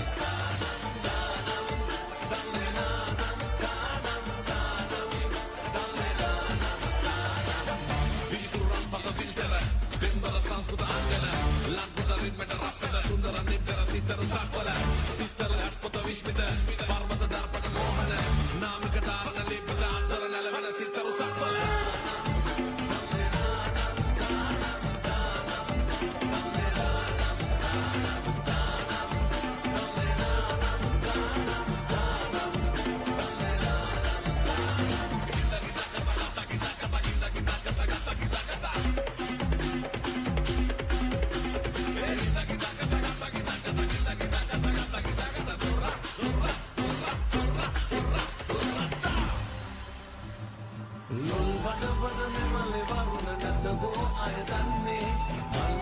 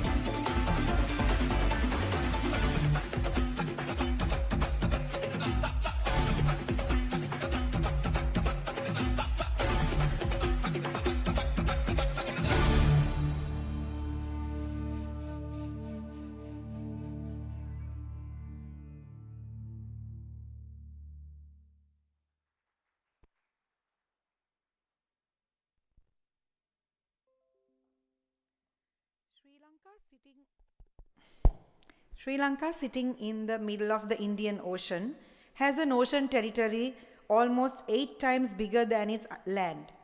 With 1,700 kilometers of coastline and rich ecosystems like mangroves, the country depends heavily on its coastal resources. But human activity has been steadily polluting these waters. Rivers and canals carry land-based waste into the sea, damaging marine life, harming people, and hitting key industries like tourism and fisheries. To tackle this, the Marine Environment Protection Authority, or more fondly called as MEPA, teamed up with the local councils to set up enforcement units focusing on waste management. They also created a detailed plan for handling waste in coastal zones and fishery harbors, involving input from different stakeholders. In 2025, MEPA launched a mobile app called Ocean Watch to make things more efficient. The app helps coordinate beach cleanups, manage waste in harbors, and track where waste traps should be placed to stop garbage from flowing into the ocean. It also lets the public report marine pollution issues directly. Most importantly, Ocean Watch encourages private companies and NGOs to adopt beaches and keep them clean, making it a shared effort between the government, businesses, and citizens. With these steps, MEPA hopes to build a cleaner beaches, healthier oceans, and a sustainable coastal environment for future generations. Let us have a quick look at this Ocean Watch app, a small video. Sri Lanka, a jewel in the Indian Ocean, surrounded by waters that sustain our life, our culture, and our economy. Protecting this precious marine heritage is more than a duty. It is our legacy for future generations. But today, our oceans face an unprecedented threat. Land-based waste and plastic pollution are choking our lifelines. From our fisheries to our thriving tourism industry, the impact is felt across every coastal community. The Marine Environment Protection Authority is leading the charge, bringing institutions together to monitor and protect our shores. Introducing Ocean Watch, the central digital pillar of Sri Lanka's national strategy for marine protection. A revolutionary platform for real-time surveillance, coordinating 84 enforcement units across our entire coastline. Ocean Watch empowers communities, allowing volunteers and organizations to plan and monitor cleanup events with transparency. With advanced data analytics, we categorize waste and track our progress toward a cleaner, healthier marine ecosystem. We recognize and celebrate the dedication of those who stand on the front lines of environmental conservation. Through citizen science, every Sri Lankan can now report pollution incidents instantly, ensuring a rapid response to protect our seas. The future of our oceans is in our hands. Together, we can restore the balance and preserve our island's natural beauty. Together, we can restore them. Join hands with the Marine Environment Protection Authority. Be part of the Ocean Watch initiative. Help build a cleaner, healthier ocean for generations to come. So, it is now time to launch the Ocean Watch mobile web-based mobile app. To do the honors, I cordially invite our keynote speaker today, Professor Kamal Ranatunga from the University of Sri Jayawardenapura, Chairman of MEPA, Dr. Samantha Gunasekara, and the General Manager of MEPA, Mr. Jagat Gunasekara.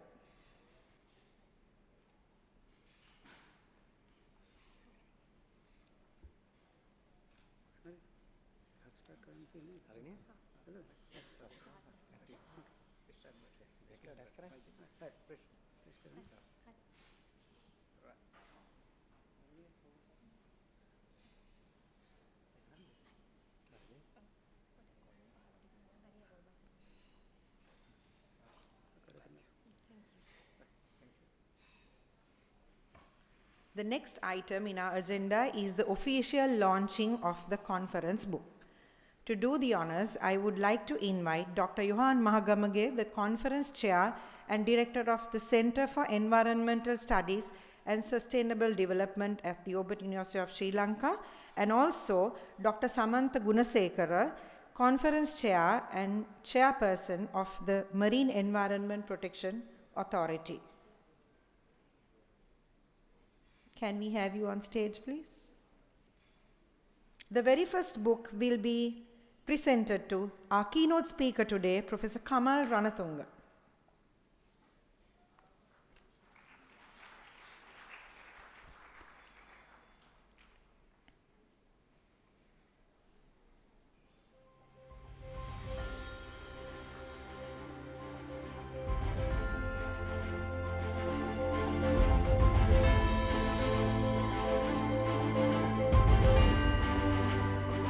Thank you very much.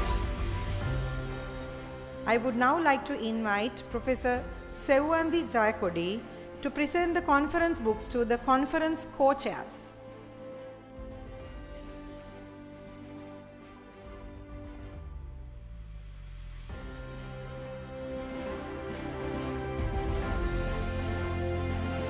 And here are the conference co-chairs. Professor Sanath Hettiarachchi, National Aquatic Resources Research and Development Agency. Professor D.D.G.L. Dahanayaka, Department of Zoology, Faculty of Natural Sciences, The Open University of Sri Lanka.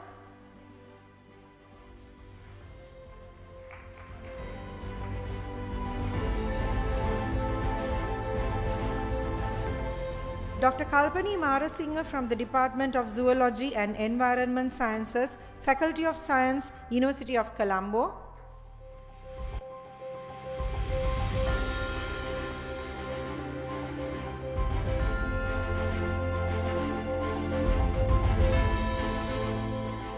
Dr. H.B. Jayasiri from the Department of Oceanography, Faculty of Fisheries and Ocean Sciences, Ocean University of Sri Lanka.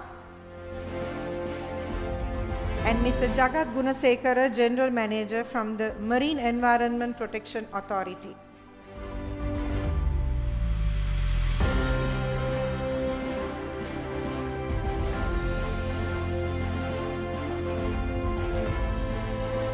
Thank you, Professor Jayakodi. I would now like to invite the Editor-in-Chief, Dr. Johan Mahagamage, to present books to the members of the editorial board.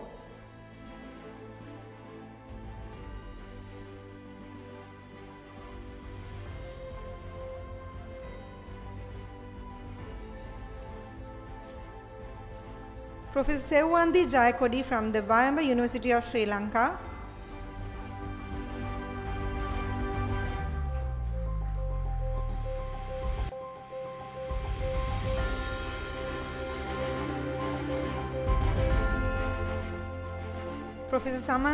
Dr. Samantha Gunasekara from the Marine Environment Protection Authority.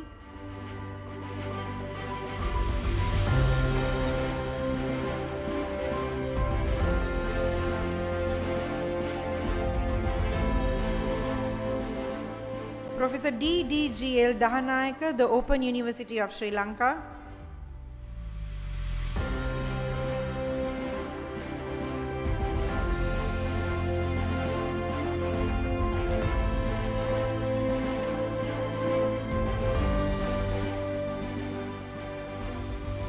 Dr. H.B. Jayasiri from the Ocean University of Sri Lanka. Dr. Kalum Vijayanayaka from the Vayamba University of Sri Lanka.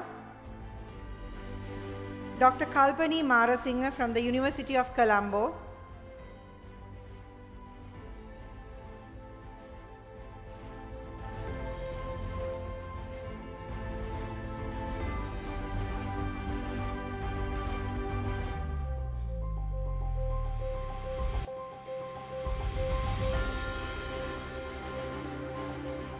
Dr. Gayashani Sandamalika from the Vayamba University of Sri Lanka.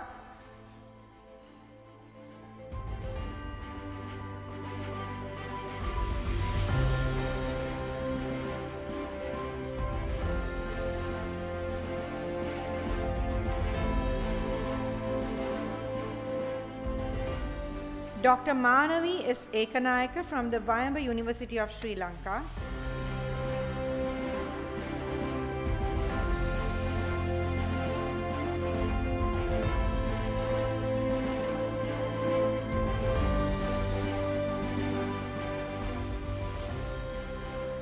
Miss Kalpani Bandaranayaka from the Open University of Sri Lanka.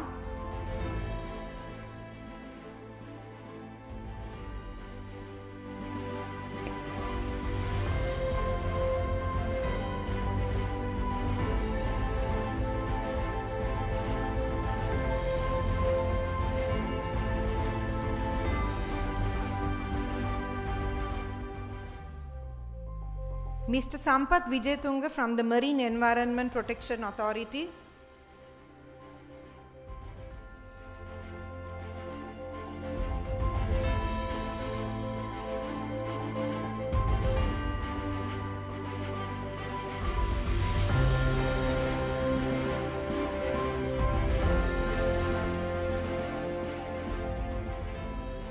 Miss Dinisha Attukorala from the Marine Environment Protection Authority.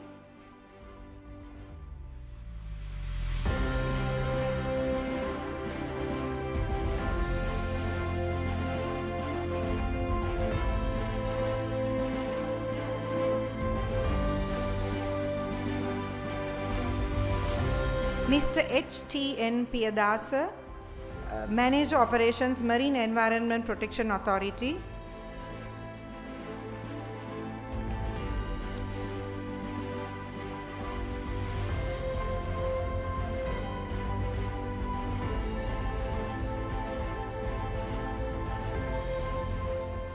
Miss Diniti Gunasena from the Marine Environment Protection Authority.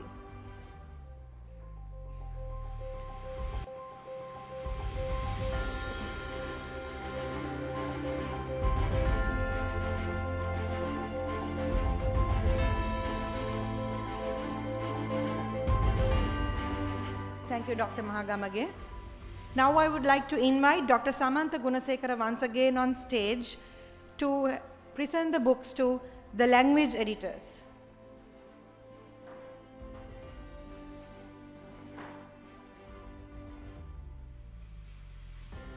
Dr. Anoma Satarasinghe from the Open University of Sri Lanka.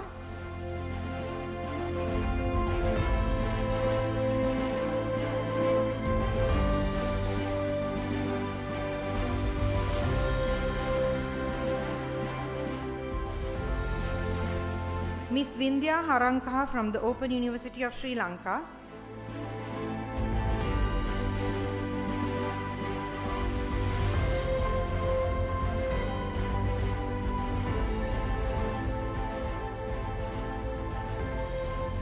Miss Varuni Senanayaka from the Open University of Sri Lanka.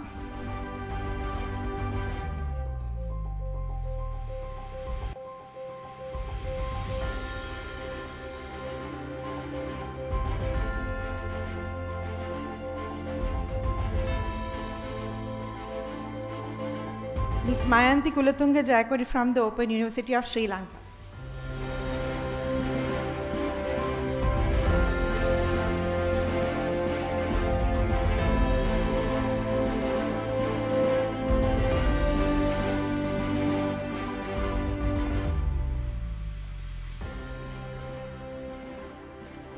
Now I would like to invite Dr. Jagat Gunasekara from the MEPA, the General Manager of MEPA, to hand over a few more books.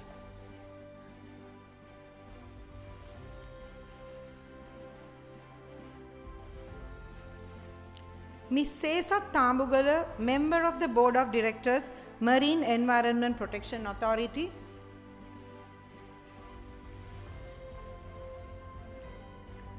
Mr. A. W. Lal Chandra Veerakon, Member of the Board of Directors, Marine Environment Protection Authority. Thank you very much.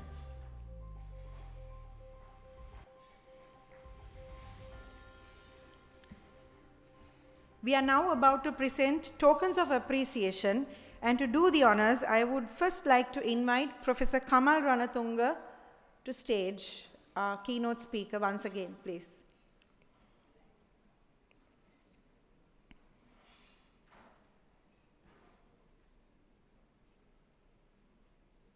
Tokens of appreciation.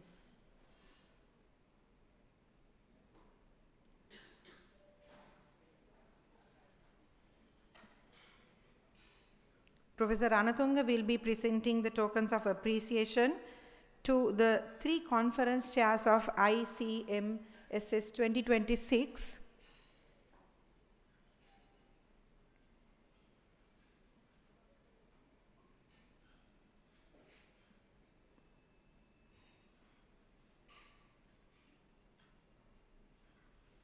I would like to invite Professor Sewandi Jayakodi from the Vayamba University of Sri Lanka to receive her token of appreciation.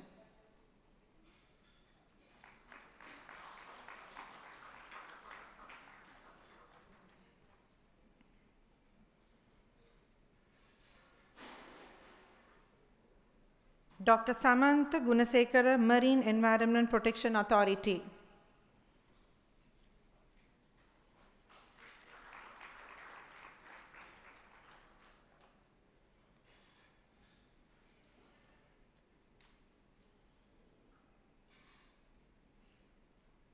Dr. Yuhan Mahagamage from the Open University of Sri Lanka.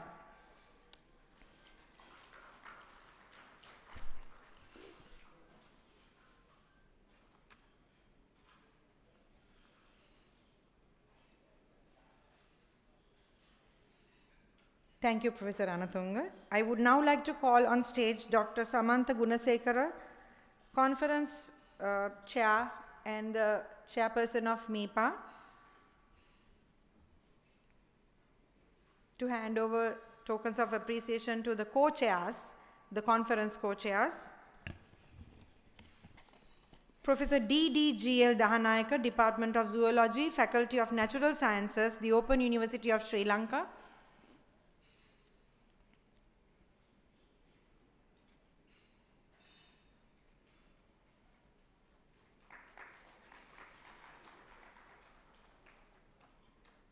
Dr. Kalpani Marasinghe from the Department of Zoology and Environment Sciences, Faculty of Science, University of Colombo.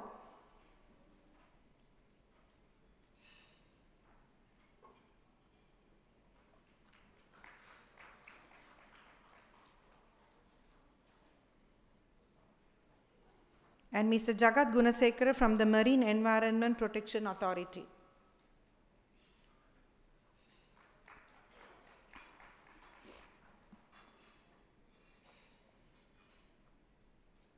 Thank you, Dr. Gunasekara. Professor Ranatunga, we have to bother you again to hand over tokens of appreciation to the 2 conference secretaries.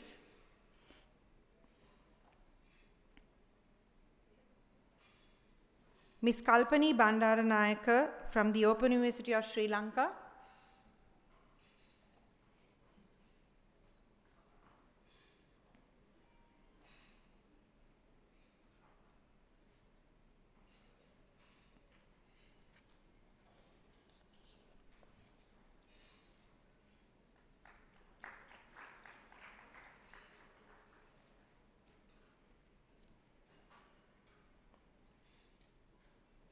Ms. Diniti Gunasena from the Marine Environment Protection Authority.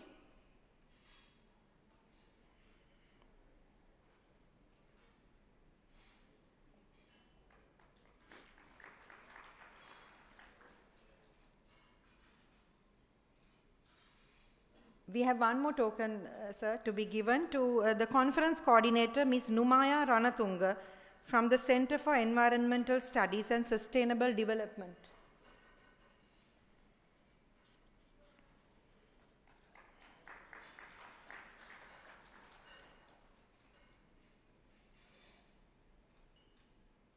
Professor Ranatunga, please stay back. It is time for you to receive your token of appreciation from Dr. Johan Mahagamage, the Director of Center for Environmental Studies and Sustainable Development.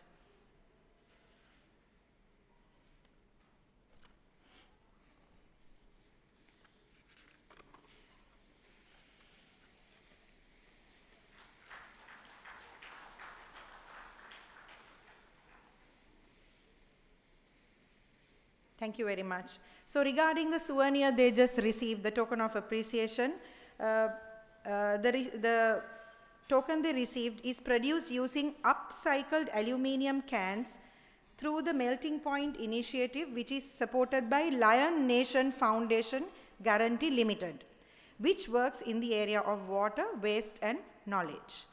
Each souvenir weighing 1.1 kilogram accounts for approximately 100 used aluminium cans and represents another step in driving circulatory and environmental stewardship in Sri Lanka.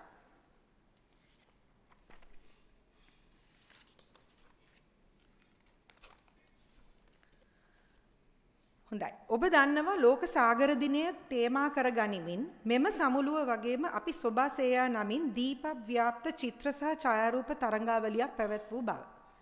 අති දක්ෂ මෙන්ම අත්දැකීම් බහුල විනිශ්චය මණ්ඩලයක් අපිට හිටියා. එම විනිශ්චය මණ්ඩලය විසින් විශාල ප්‍රමාණයක නිර්මාණ අතරින් තෝරා පත් කරගත් දක්ෂයන්ගේ නිර්මාණ තමයි අද දවසේදී අපි සොබාසේයා ප්‍රදර්ශනයට යොදාගෙන තිබෙන්නේ. විශේෂයෙන්ම අපි තේමාවන් දෙකක් යටතේ තමයි මෙම තරංගාවලිය මෙන්ම ප්‍රදර්ශනය පැවැත්වුවේ. එකක් තමයි සමුද්‍ර ජෛව විවිධත්වය, අනික තමයි සමුද්‍ර දූෂණය. ඉතින් මේ දක්ෂ තනගකරුවන්ගේ දක්ෂකම් එලි දක්වන සොබාසේයා ප්‍රදර්ශනය මේ වන විටත් ඔබට දැක ගන්න හැකියාව පවතිනවා. ඉතින් මේ මොහොතේදී අපි ආරාධනා කරනවා අපේ අති දක්ෂ විනිශ්චය මණ්ඩලයේ සමාජිකයෙක් වූ राज्य दृश्य कला सभावे सभापति प्रगीत रत्नायक महताට මේ සභාව ආමන්ත්‍රණය කරන ලෙසට.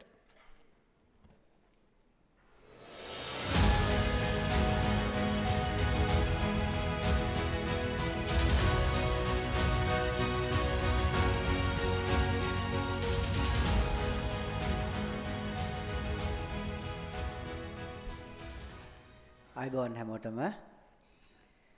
ආත්මීය දුවේ පුතේ, මම හිතන්නේ මට මේ වෙලාවේ වැදගත් වෙන්නේ මේ මෙතන වැදගත්ම නියෝජනය මේ දුවාල පුතාලා. මොකද මේ මම හිතන්නේ මේ ප්‍රදර්ශනයට එහෙම නැත්නම් මේ විනිශ්චයට මම හිතන්නේ ප්‍රධාන තැනුම් මේකකය මේ දුවල පුතාලා. මම හිතන්නේ ලෝකේ කොහොමත් එහෙම තමයි පොඩි ළමයි තමයි අපේ තැනුම් මේකකය හැම දෙයකම.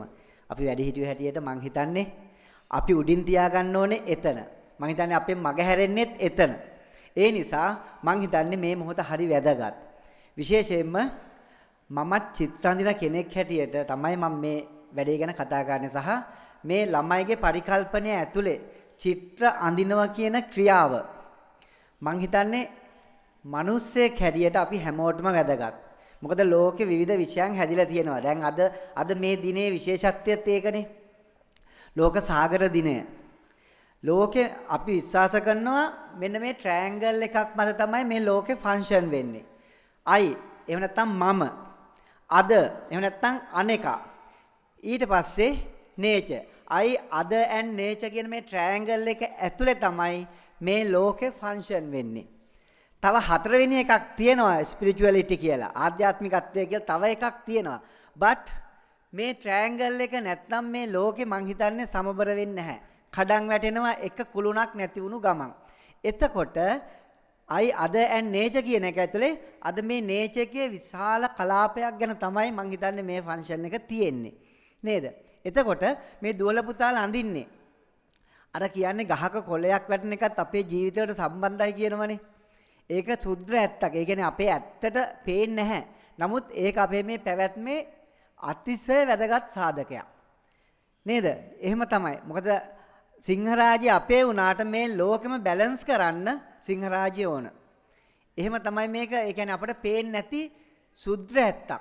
ඉතින් එතකොට මෙන්න මේ නේචර් එකේ කියන සීරියස් කතාව මේ මුහුදු කලාපයට අදාළව ගෙනාවොත් මං හිතන්නේ අපිට පේන්නේ ගොඩක් මතු පිට විතරයි. අපි සාමාන්‍යයෙන් මිනිස්සු පුරුදු වෙලා තියෙන්නේ සර්ෆේස් එක තමයි රීඩ් කරන්නේ. මතු පිට තමයි අපි කියවන්නේ.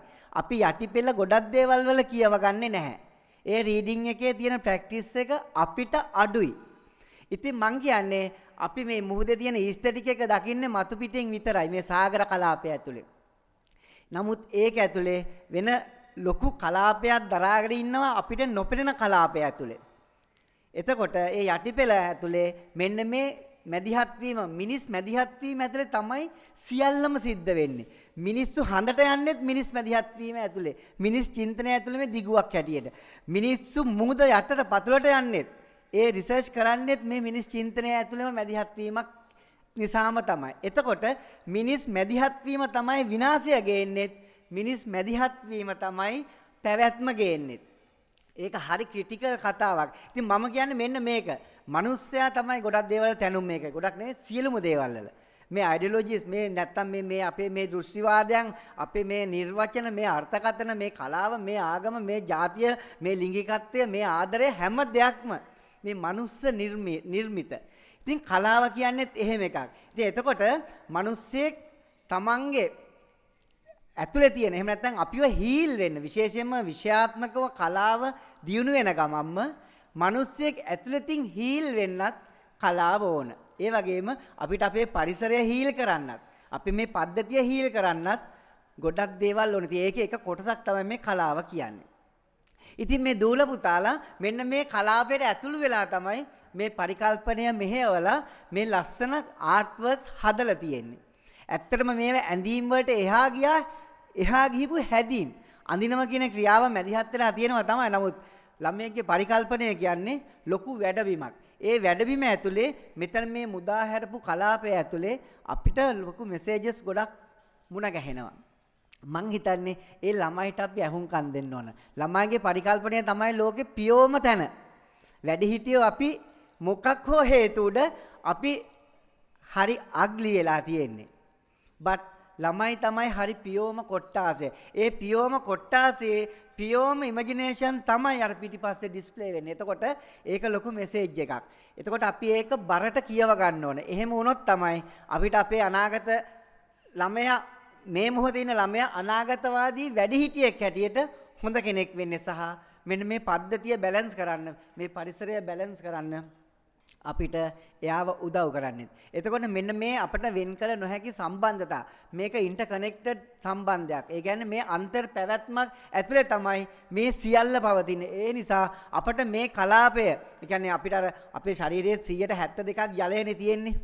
වැඩිම ධාරිතාවක් තියෙන ජලයට. ඉතින් ඒක තමයි නේචර් එකේ තියෙන හරියටම නේචර් එකේ 172ක් ජලය තියෙනවා. ඉතින් මේ නේචර් එකේ කනෙක්ෂන් එක තමයි මේ බොඩි එක. ඉතින් එතකොට මේ ඔක්කොම අන්තර් පැවැත්මක තියෙද්දී අපේ මගහැරෙන දේ ගැන අපිට අදහසක් නැහැ. අපේ ළඟම කෙනා මගහැරුණොත් විතරයි අපට දැනෙන්නේ. ඇයි අපිට නේචර් එක අපේ ළඟම කෙනා කර ගන්න බැරි? ඇත්තටම අපේ ළඟම කෙනා තමයි එයා. මේ පැවැත්ම රඳාපවතින ඒ මත. ඉතින් අන්න ඒ වගේ මෙහෙම ලොකු කාරණා ගැන මේ පොඩි දුවා දරුවා ඇඳපු චිත්‍ර කියන්නේ මං කියන්නේ විනිශ්චයකින් 1 2 3 කියලා සංකේතීව අපි මේ වෙලාවේ ගෙනාවට මේ ආර්ට් වර්ක්ස් වල ඊට එහා ලොකු පටිතයන් ගොඩක් තියෙනවා. ලොකු කතන්දර, ලොකු කාරණා, ලොකු කියවීම් තියෙනවා. ඉතින් නමුත් මේ මොහොතේ අපි මේකට අදාළව යම්කිසි එහෙම ව්‍යුහයක් ඕන නිසා 1 2 3 තේරුව මිසක දුවේ පුතේ මේ චිත්‍රයකින් 1 2 3 කියලා දියුණු ලෝකේ නම් කිසිම රටක තෝරන්නේ නැහැ. ළමයිගේ චිත්‍රවල 1 2 කියලා 3 තෝරන්නේ නැහැ. අපිත් මේ පාර රාජ්‍ය ළමා දෘශ්‍ය කලා උළෙලේ 1 2 3 තේරුවේ නැහැ දුවේ පුතේ. ඒ හිතුවක්කාරී ඒ තීරණය අපි මේ පාර ගත්තා. නමුත් ඒකෙන් කියවෙන්නේ මේක නරකයි වැරදි කියන එක නෙවෙයි. නමුත් යම් කිසි ක්‍රමවේදයකට අපි ඇතුළු වුණාට පස්සේ ඒක ඇතුලේ දේවල් ඒ පිළිවෙලට වෙන්න ඕන නිසා උනා මිසක 1 2 3 අයිති නොවුණු දූල පුතාලා දක්ෂ නැහැ නෙවෙයි. නේද? එතකොට කලාව ඇතුලේ තියෙන්නේ දුවේ පුතේ හොඳ නරක නෙවි වෙනස්කම්. differences. අපි හැමෝම කියවන්නේ differences. වෙනස්කම් තමයි කියවන්නේ. වෙනස්කම් තමයි වටිනාකම් හදන්නේ. ඒ වටිනාකම් විසින් තමයි අපිට අනන්‍යතාවයක් හදන්නේ. එතකොට දුවේ පුතේ ඔයාලගේ මේ චිත්‍ර කියන්නේ එහෙම ලොකු වැඩබිමක්. ඒ වැඩබිම තේරුම් ගන්න වැඩිහිටියෝ හැටියට අපි අද ඉඳන්වත් අපි උත්සාහ ගමු. අපේ ළඟම කෙනා හැටියට පොඩි කෙනාව ඇක්සිඩන්ට් වෙන්න නියමිතයි. ඒ කියන්නේ මේ මොහොතේ මේ සමාජය හරි අපි හැමෝම දුවන සමාජයක් ඇතුලේ පොඩි අය ඇක්සිඩන්ට් වෙන්න නියමිතයි. ඒ නිසා අපි බොහොම සිහියෙන් පොඩි අය දිහා බලන් ඉන්න ඕනේ. දුරින් ඉඳන් එයාලට ඉඩ දීලා අපි බලන් ඉන්න ඕනේ. ළමයිගේ පස්සෙන් ඉන්න එක මම හිතන්නේ මමත් වැඩි හිටියෙක් මටත් බබාලා 3 දෙනෙක් ඉන්නවා. අපි ළමයිගේ පස්සෙන් නිතරම ඉන්න ඕනේ. ළමයි නිදහස් කරලා ළමයි දිහා බලන් ඉන්න ඕන කියන එකයි මගේ අදහස. ඉතින් චිත්‍ර අඳිනවා කියන ක්‍රියාව ඇතුලේ ඒ ළමයිට ඉඩ දෙන්න. ළමයිට ඉඩ දෙන්න. ළමයිට ඉඩ දෙන්න. එතකොට එයාලගේ තටු වලින් පියාඹලා ලෝකෙ ගිහිල්ලා ලස්සන දේවල් දැකලා සංස්කෘතික ජීවිතයකට ඇතුල් වෙලා ලස්සන ජීවිතයක් හදාගෙන එයාලා අනතුරු නොවි වැඩිහිටිය බවට පත් වෙලා මේ ලෝකෙ ලස්සන කරයි. ඒ දැනුම අපි දුන්නොත් මේ පද්ධතිය රැකෙනවා. සියලුම පද්ධති රැකෙනවා. ළඟම කෙනාට ගරු කරනවා. ළඟම කෙනා විශ්වාස කරනවා. ඊට පස්සේ අපිට වෙන්න තියෙන අනතුර මම හිතනවා අවම වෙයි කියලා. අන්න ඒ වගේ අදහසක් තමයි මට පොදුව කියන්න තියෙන. නමුත් මේ දුවල පුතාලට ඉඩ දෙන්න. චිත්‍ර අඳින්න ඕනේ තරඟකින් දිනන්නවත් විභාගකින් පාස් වෙන්න වත් නෙවෙයි. තමන්ගේ පරිකල්පන එළියට පොලාපනින්න ළමයිට ඒ එන්වයරන්මන්ට් එක හදන්න ළමයිට ඉඩ දීලා අපි බලන් ඉඳිමු. Thank you.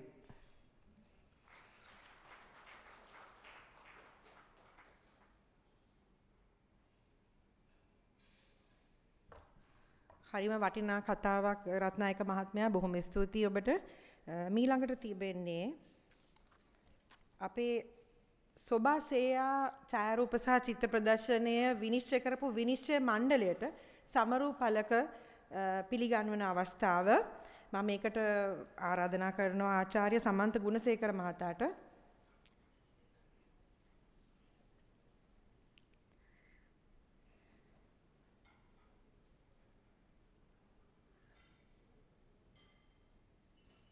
විනිශ්චය මණ්ඩලයට සමරු පළක පිළිගැන්වීමට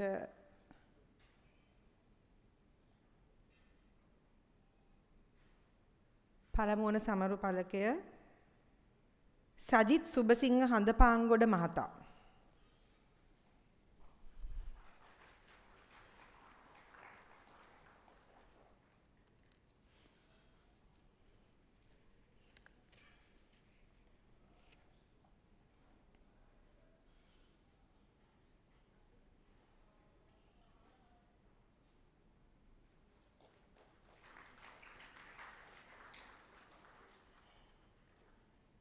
I මහේෂ් සීද සිල්වා මහතා.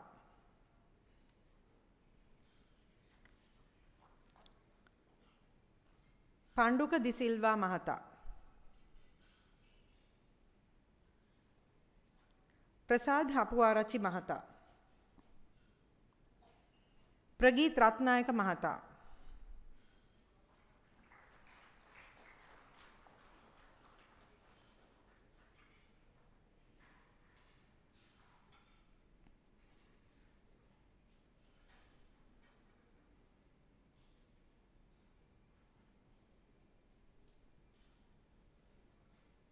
නදීෂ් දීමන්ත මහතා. ශාන්ත ජයවීර මහතා.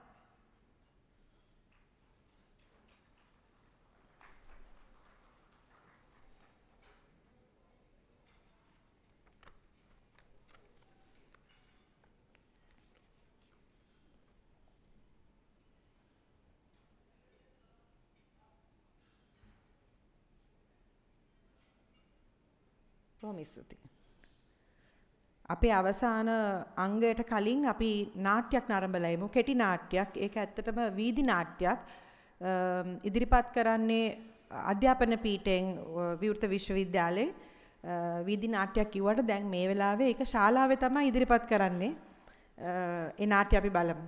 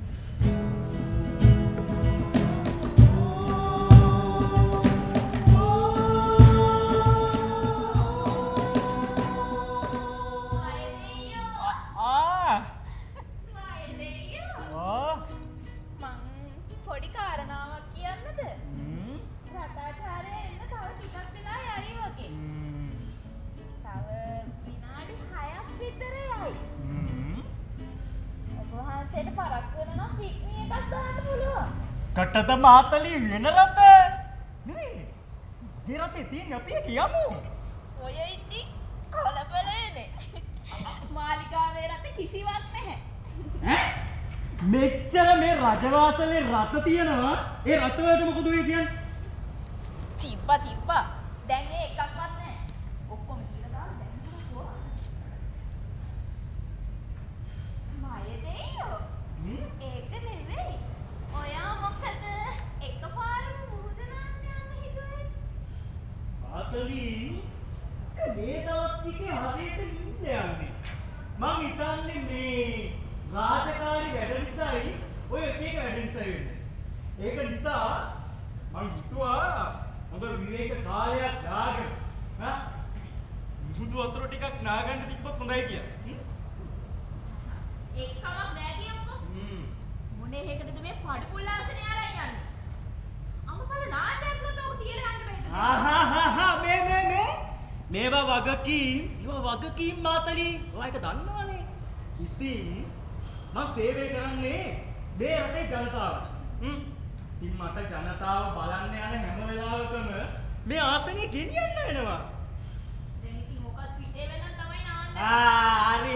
හරි කමන්න මම පිටේ බෙදන හරි බඩේ බෙදන හරි නාන්නම්. කො රටේ මේ රටාචාර්යව දැක්කේ නැද්ද? රටාචාර්යා! අය දෙවියෝ!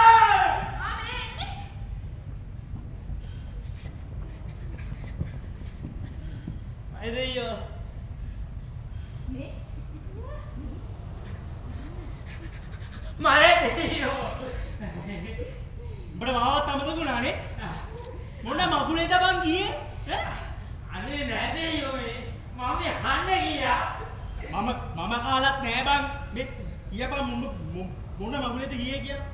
සමා වෙන්න දෙවියන් වහන්සේ. පිටුල නෙමෙයි බවන්නේ. හරි ඔතෝ බරන් හදන්න එපා කියපන්. එන මගදිග දේව තදපත තිබ්බමයි දෙයියෝ. සුනාමියක් එනවා කියලා. සුනාමියක් මාතලි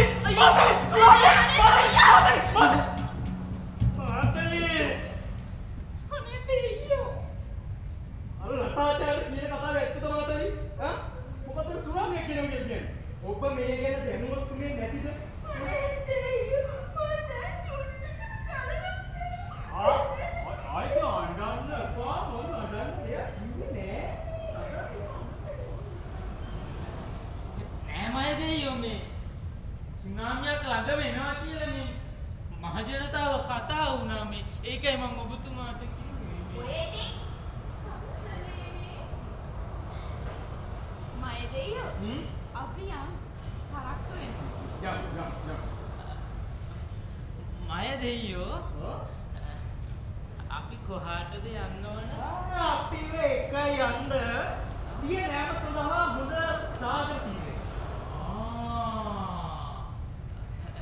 ඒ කිව්වේ පුරවෝ සීමාත් එකට එක්ක යනවා දිය නෑමට. සීමාත් එකට. මේ මූදේනාල්ලනේ. මූදේනාල් නෙමෙයි මාළු අල්ලන්න. අන්න අර ආසනේ රතේට දාගෙන මේ සත්ත්වයන්ව නංගගනි වාහනේට. මේ දෙයියෝ මම මේ නිකමට වගේ අහන්නේ මේ මගේ රටේ අච්චර හොඳ ආසන දෙද්දි මේ ඇයි මේ ආසනේ? අතලි! පැහිච්චකම් වැඩක් නැහැ මේක මෙතන දාගන්නවා. මම දැන්වත් නැහැ මේක කරලා යන්න දාගන්නවා.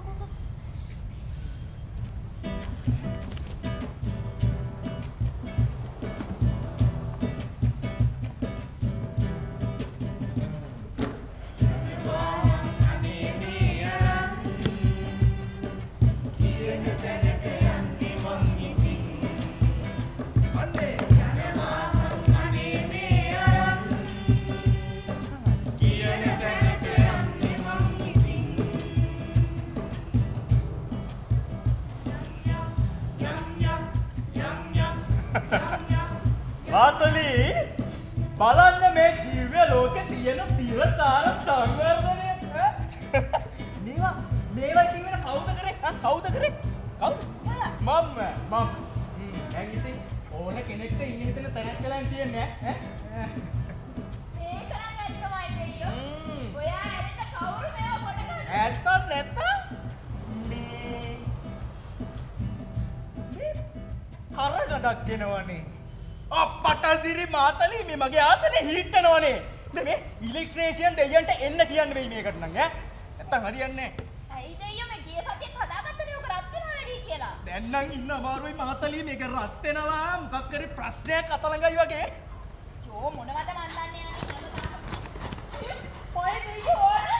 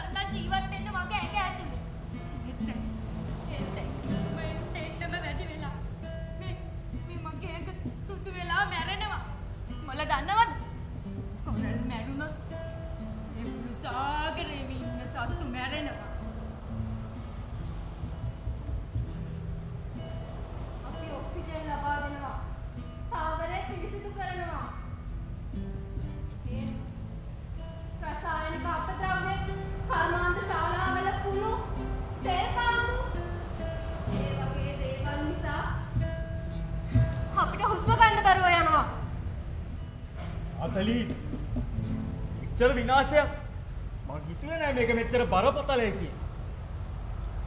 අපි නාන්න යන මොහොත මේ විකුයි නාන්නකමයි දෙයියෝ.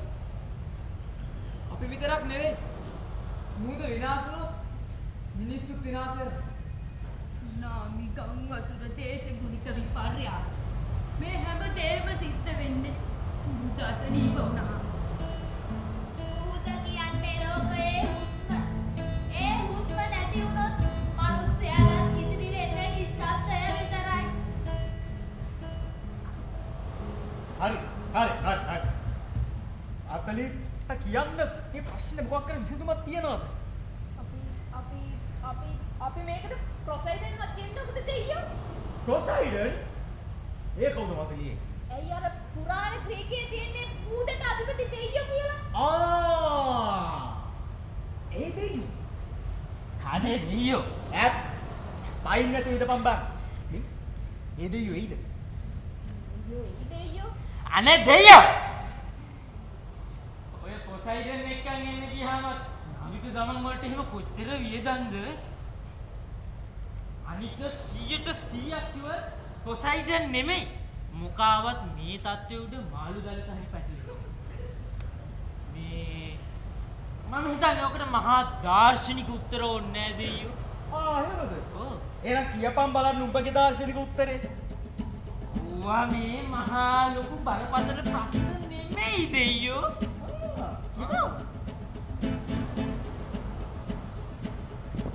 පළවෙනි එක මුහුදට කුණු දාන්න එපා. පොලිතින් බෑ. පරිසරය ඕනේ. දෙවෙනි එක මුහුදට සහ පරිසරයට පොලිතින් දාන්න එපා. කුඩු බිමට නෙවෙයි කිසි තැනකට දාන්න.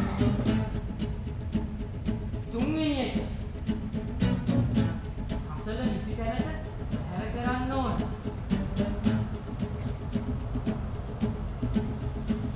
පරිසරය රැක ගන්න අපි කටයුතු කරන්න ඕන නේද?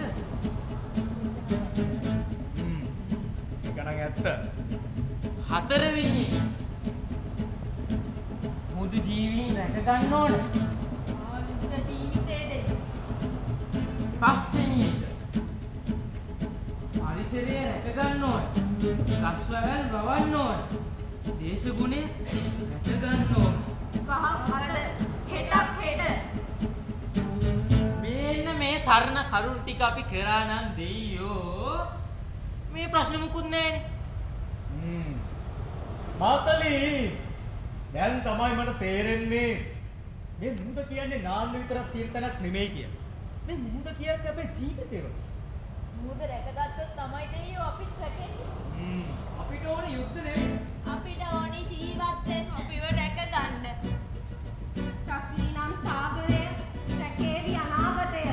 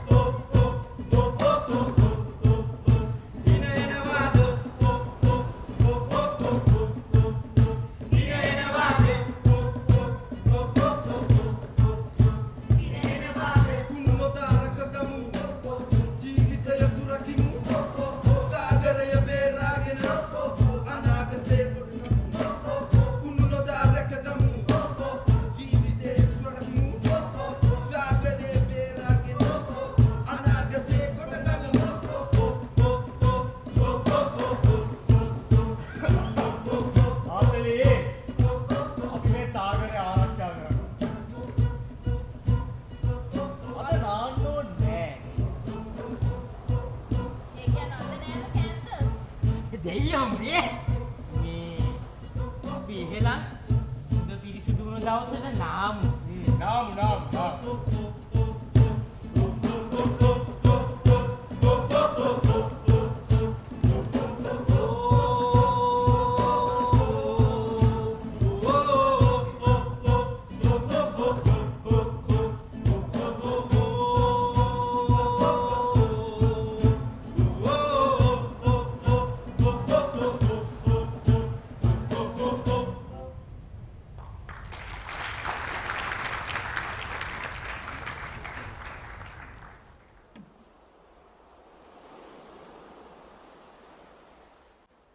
ඇත්තටම හරිම වටිනා නාට්‍යයක්. බොහොම ස්තුතියි.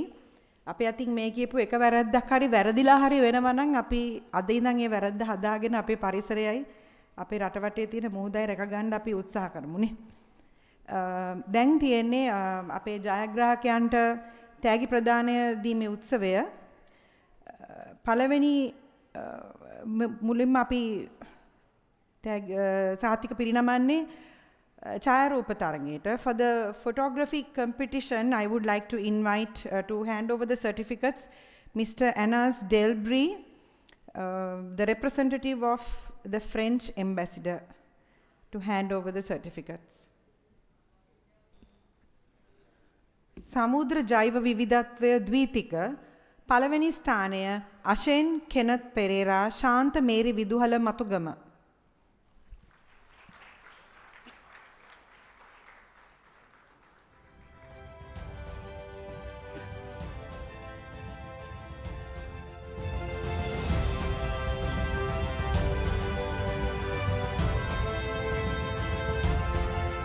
දෙවන ස්ථානය නැවතත් අශේන් කෙනත් පෙරේරා ශාන්ත මේරි විදුහල මතුගම.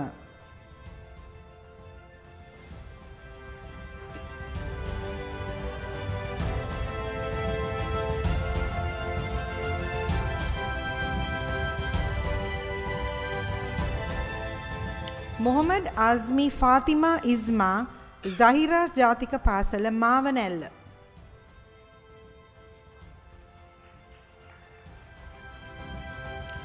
සමුද්‍ර ජෛව විවිධත්වය විවෘත පළවෙනි ස්ථානය ප්‍රසන්ත විනෝද්.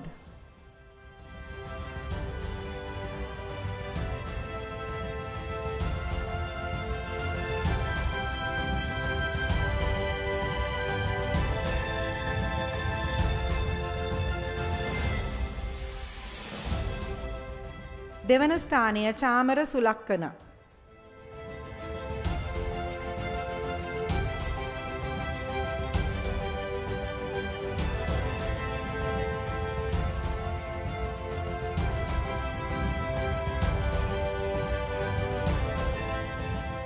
තුන්වන ස්ථානය නිලංක සම්පත්.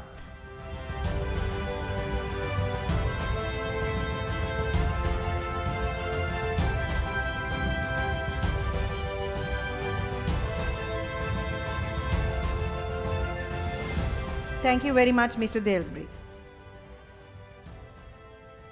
මීළඟ සහතිකට ඉදිරිපත් කිරීමට මම ආරාධනා කරනවා සජිත් සුබසිංහ හඳපාංකොඩ මහතාට.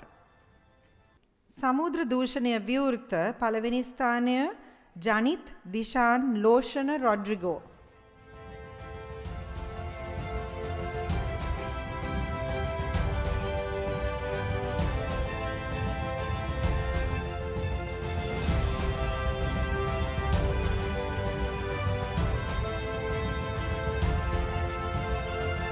දෙවන ස්ථානය සුසන්ත උඩගෙදර.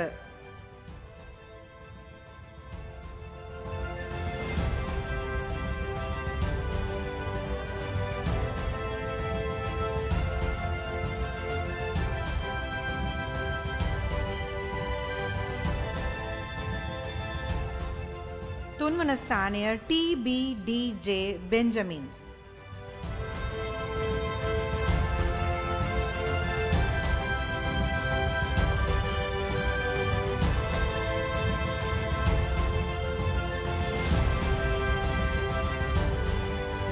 ස්තුතියි හඳපාංකොඩ මහතා. මම දැන් ආරාධනා කරනවා ප්‍රගීත් රත්නායක මහතාට මීළඟ සහතික පත්‍ර පිරිනමන්න. මීළඟට තියෙන්නේ චිත්‍ර ප්‍රදර්ශනයේ සහතික පිරිනමන්න. සමුද්‍ර දූෂණය ශ්‍රේණිය 1 සිට 5 දක්වා මෙවිරු සහස්න ජයසුන්දර ශාන්ත ජෝසප් විදුහල කොළඹ 10 වත්තල ශාඛාව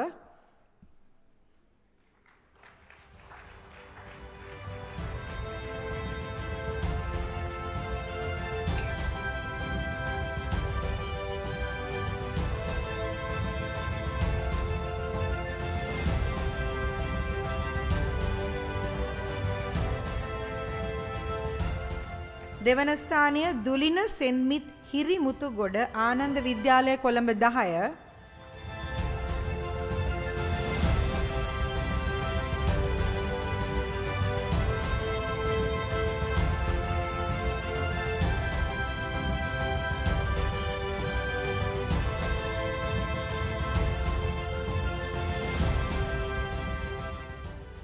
තුන්වන ස්ථානය SA සිත්මි සඳමිනි සිරිමාවෝ බණ්ඩාරනායක මහාවිද්‍යාලය කොළඹ 7.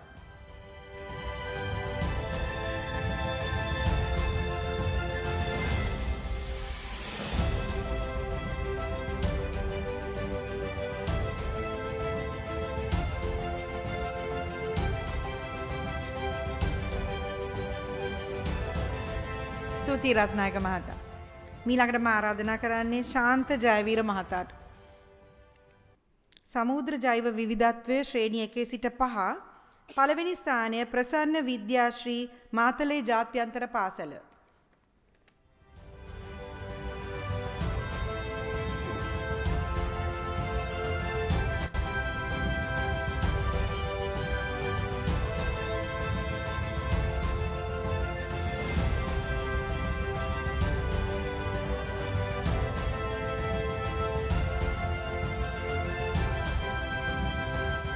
දෙවන ස්ථානය සෙසනු නිල් නෙතු හිරු මණ්ඩාකිනි ඩී.එස්. සේනානායක විද්‍යාලය මාතර.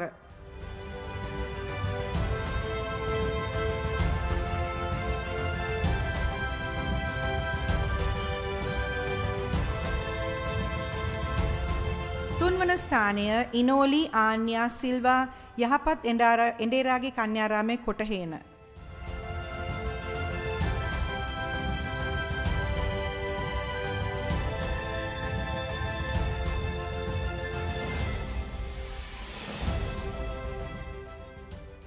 ස්තුතියි ජයවීර මහතා. මීළඟට මා ආරාධනා කර සිටිනවා විවෘත විශ්වවිද්‍යාලයේ අධ්‍යාපන තාක්ෂණ හා මාධ්‍ය මධ්‍යස්ථානයේ අධ්‍යක්ෂිකා ජ්‍යෙෂ්ඨ මහාචාර්ය ශිරෝනිකා කරුණානායක මහත්මියට සහතික ප්‍රදානය කරන ලෙස. සමුද්‍ර දූෂණය ශ්‍රේණිය 6 සිට 9 දක්වා පළවෙනි ස්ථානය ඉර්දි නිම්තාරා තිලකරත්න මියුසියස් විද්‍යාලය කොළඹ 7.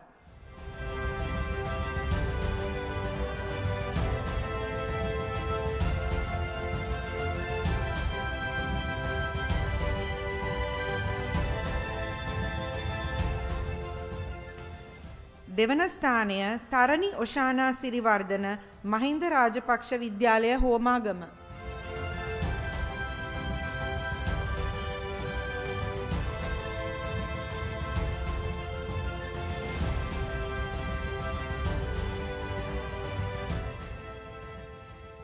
සමුද්‍ර ජෛව විවිධත්වය ශ්‍රේණිය 6 සිට 9 දක්වා පළවෙනි ස්ථානය සෙනාලි ෆොන්සේකා ස්වර්ණපාලි බාලිකා මහාවිද්‍යාලය අනුරාධපුර.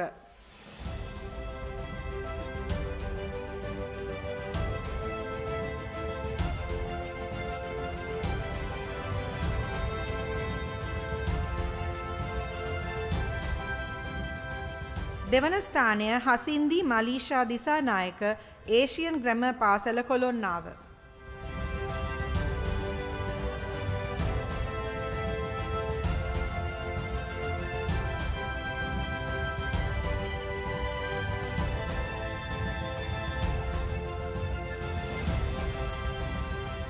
තුන්වන ස්ථානය තිසල මෙත්සර අමරතුංග ශාන්ත තෝමස් විද්‍යාලය මාතර.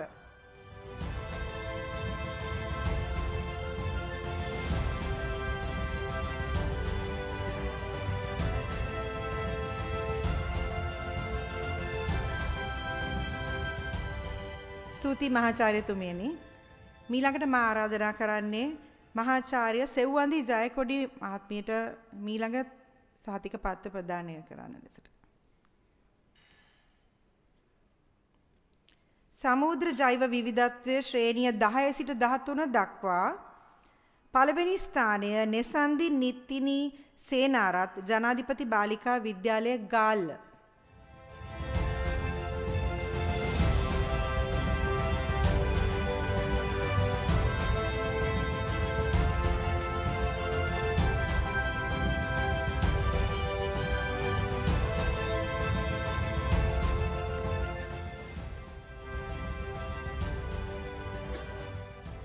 දෙවන ස්ථානය DMA ඉන්දුරංග සේනාරත් දුටුගැමුණු මධ්‍ය මහා විද්‍යාලය කුරුණෑගල.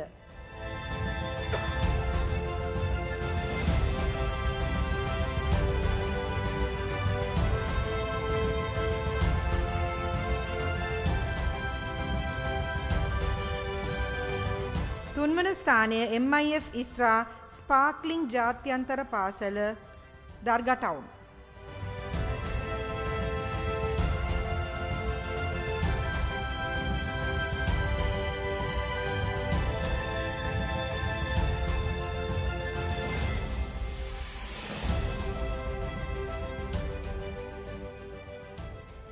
ස්තුති මහාචාර්යතුමියනි.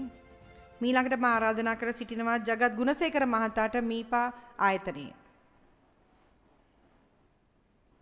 සමුද්‍ර දූෂණය ශ්‍රේණිය 10 සිට 13 දක්වා දිනාලි සසින්දි වේරගොඩ කෑගලු බාලිකා විද්‍යාලය කෑගල්ල.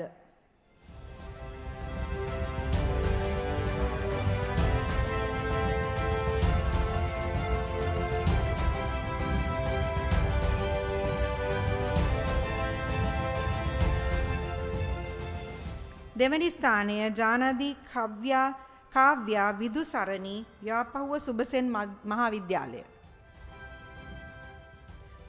තුන්වන ස්ථානය ඔෂාන් පබසර චන්ද්‍රසිරි ඉබ්බාගමුව මධ්‍ය මහාවිද්‍යාලය.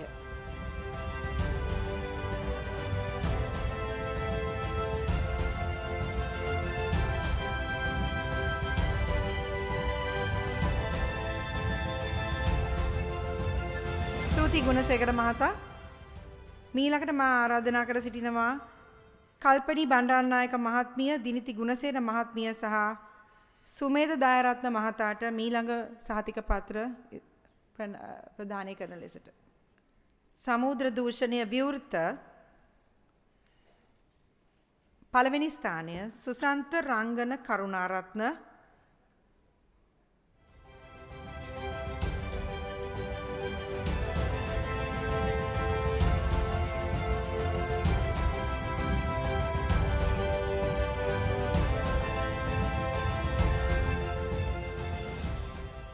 දෙවන ස්ථානය විනයාගමූර්ති ජීවරාජා.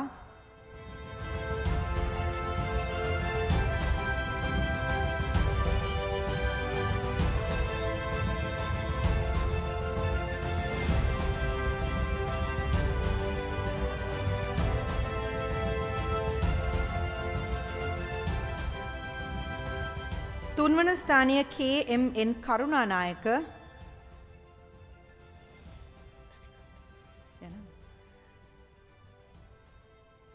තුන්වන ස්ථානය ගෙහාන් ඇන්තනිස්. බොහොම ස්තුතියි. අවසාන සහතික පත්‍ර තුන ඉදිරිපත් ප්‍රදානය කිරීමට මා ආරාධනා කර සිටිනවා ආචාර්ය සමන්ත ගුණසේකර මහතාට සහ ආචාර්ය යොහාන් මහගමගේට.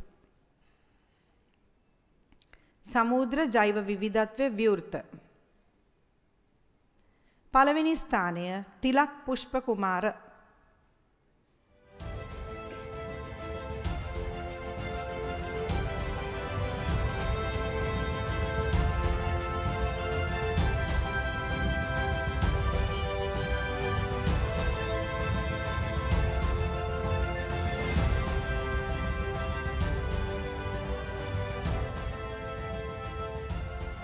දෙවන ස්ථානය Chandrasena ඉශාන්ති.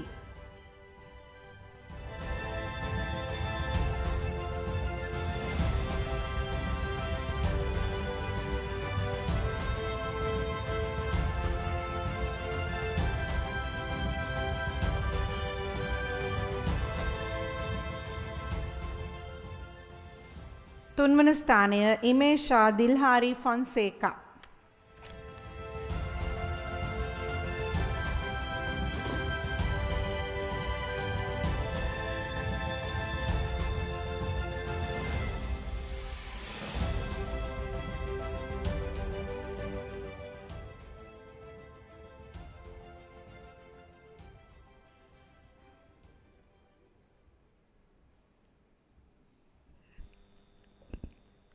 To conclude the inaugural ceremony of ICMSS 2026, I would now like to invite Mr. Jagat Gunasekara, the General Manager of MEPA.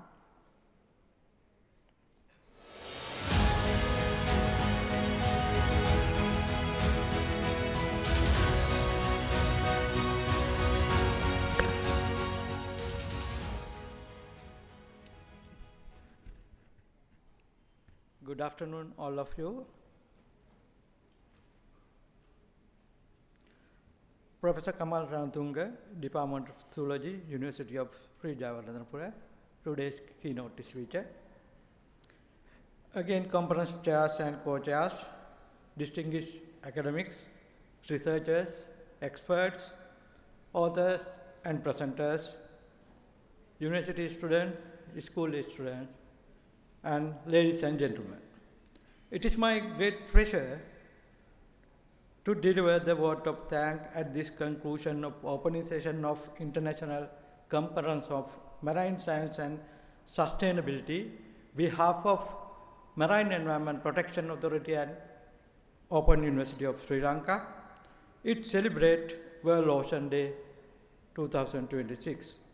World Ocean Day serves as a reminder of the vital role that our ocean play in sustaining life on Earth, the responsibility we all share protecting and conserving marine ecosystem.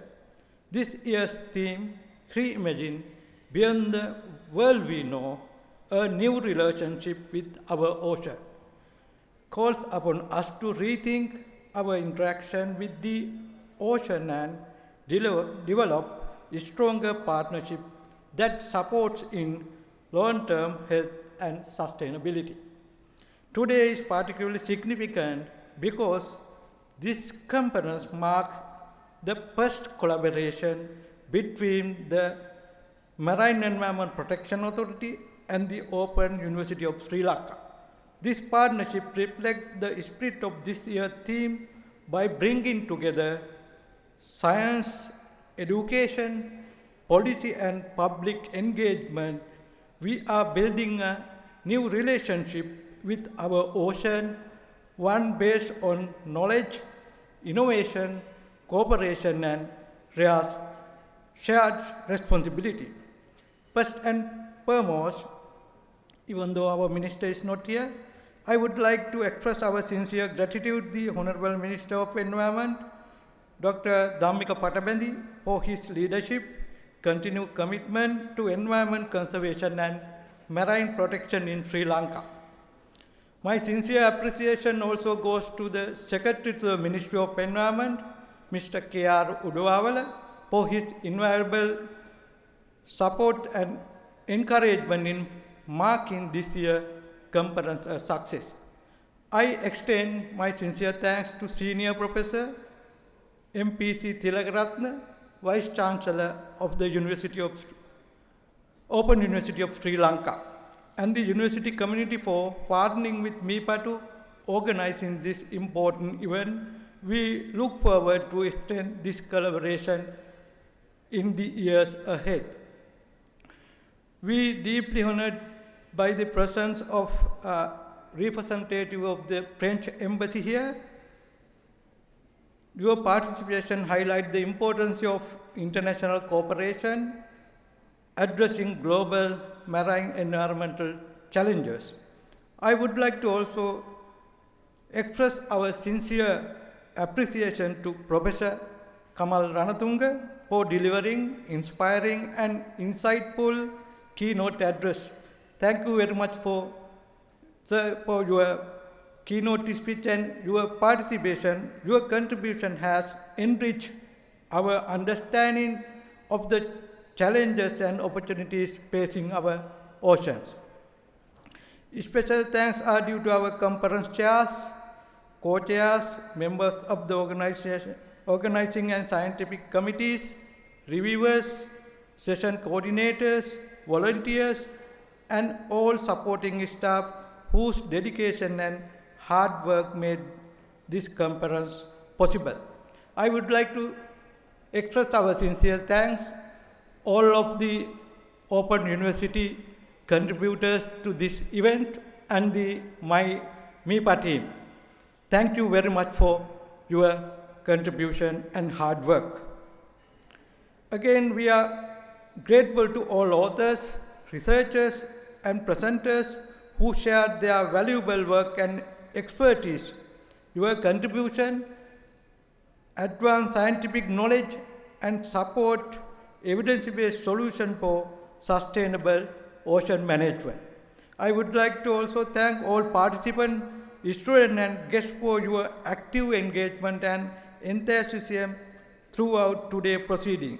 Your presence has made this conference both meaningful and successful. Our sincere appreciation is extended to the judges of the art and photography competition for generously sharing their time, expertise in supporting the World Ocean Day celebrations. We also gratefully acknowledge all sponsors for their contribution. Personally, we know all of our sponsors. Each year, they contribute their support to us to make this event and all other events organized by MEPA. Thank you very much all our platinum, gold, and silver sponsors. Thank you very much for your contribution. We also gratefully acknowledge all supporting organizations for their generous assistance and commitment to this event. As we move forward, let us continue the discussion and partnership initiated here today and work together to create new relationship with our ocean envisioned by this year's World Ocean Day theme. Finally, I extend my heartfelt thanks to everyone who contributed in one way or another to successful organization of this conference. Thank you all for your participation and support. I wish you a productive conference. Thank you very much.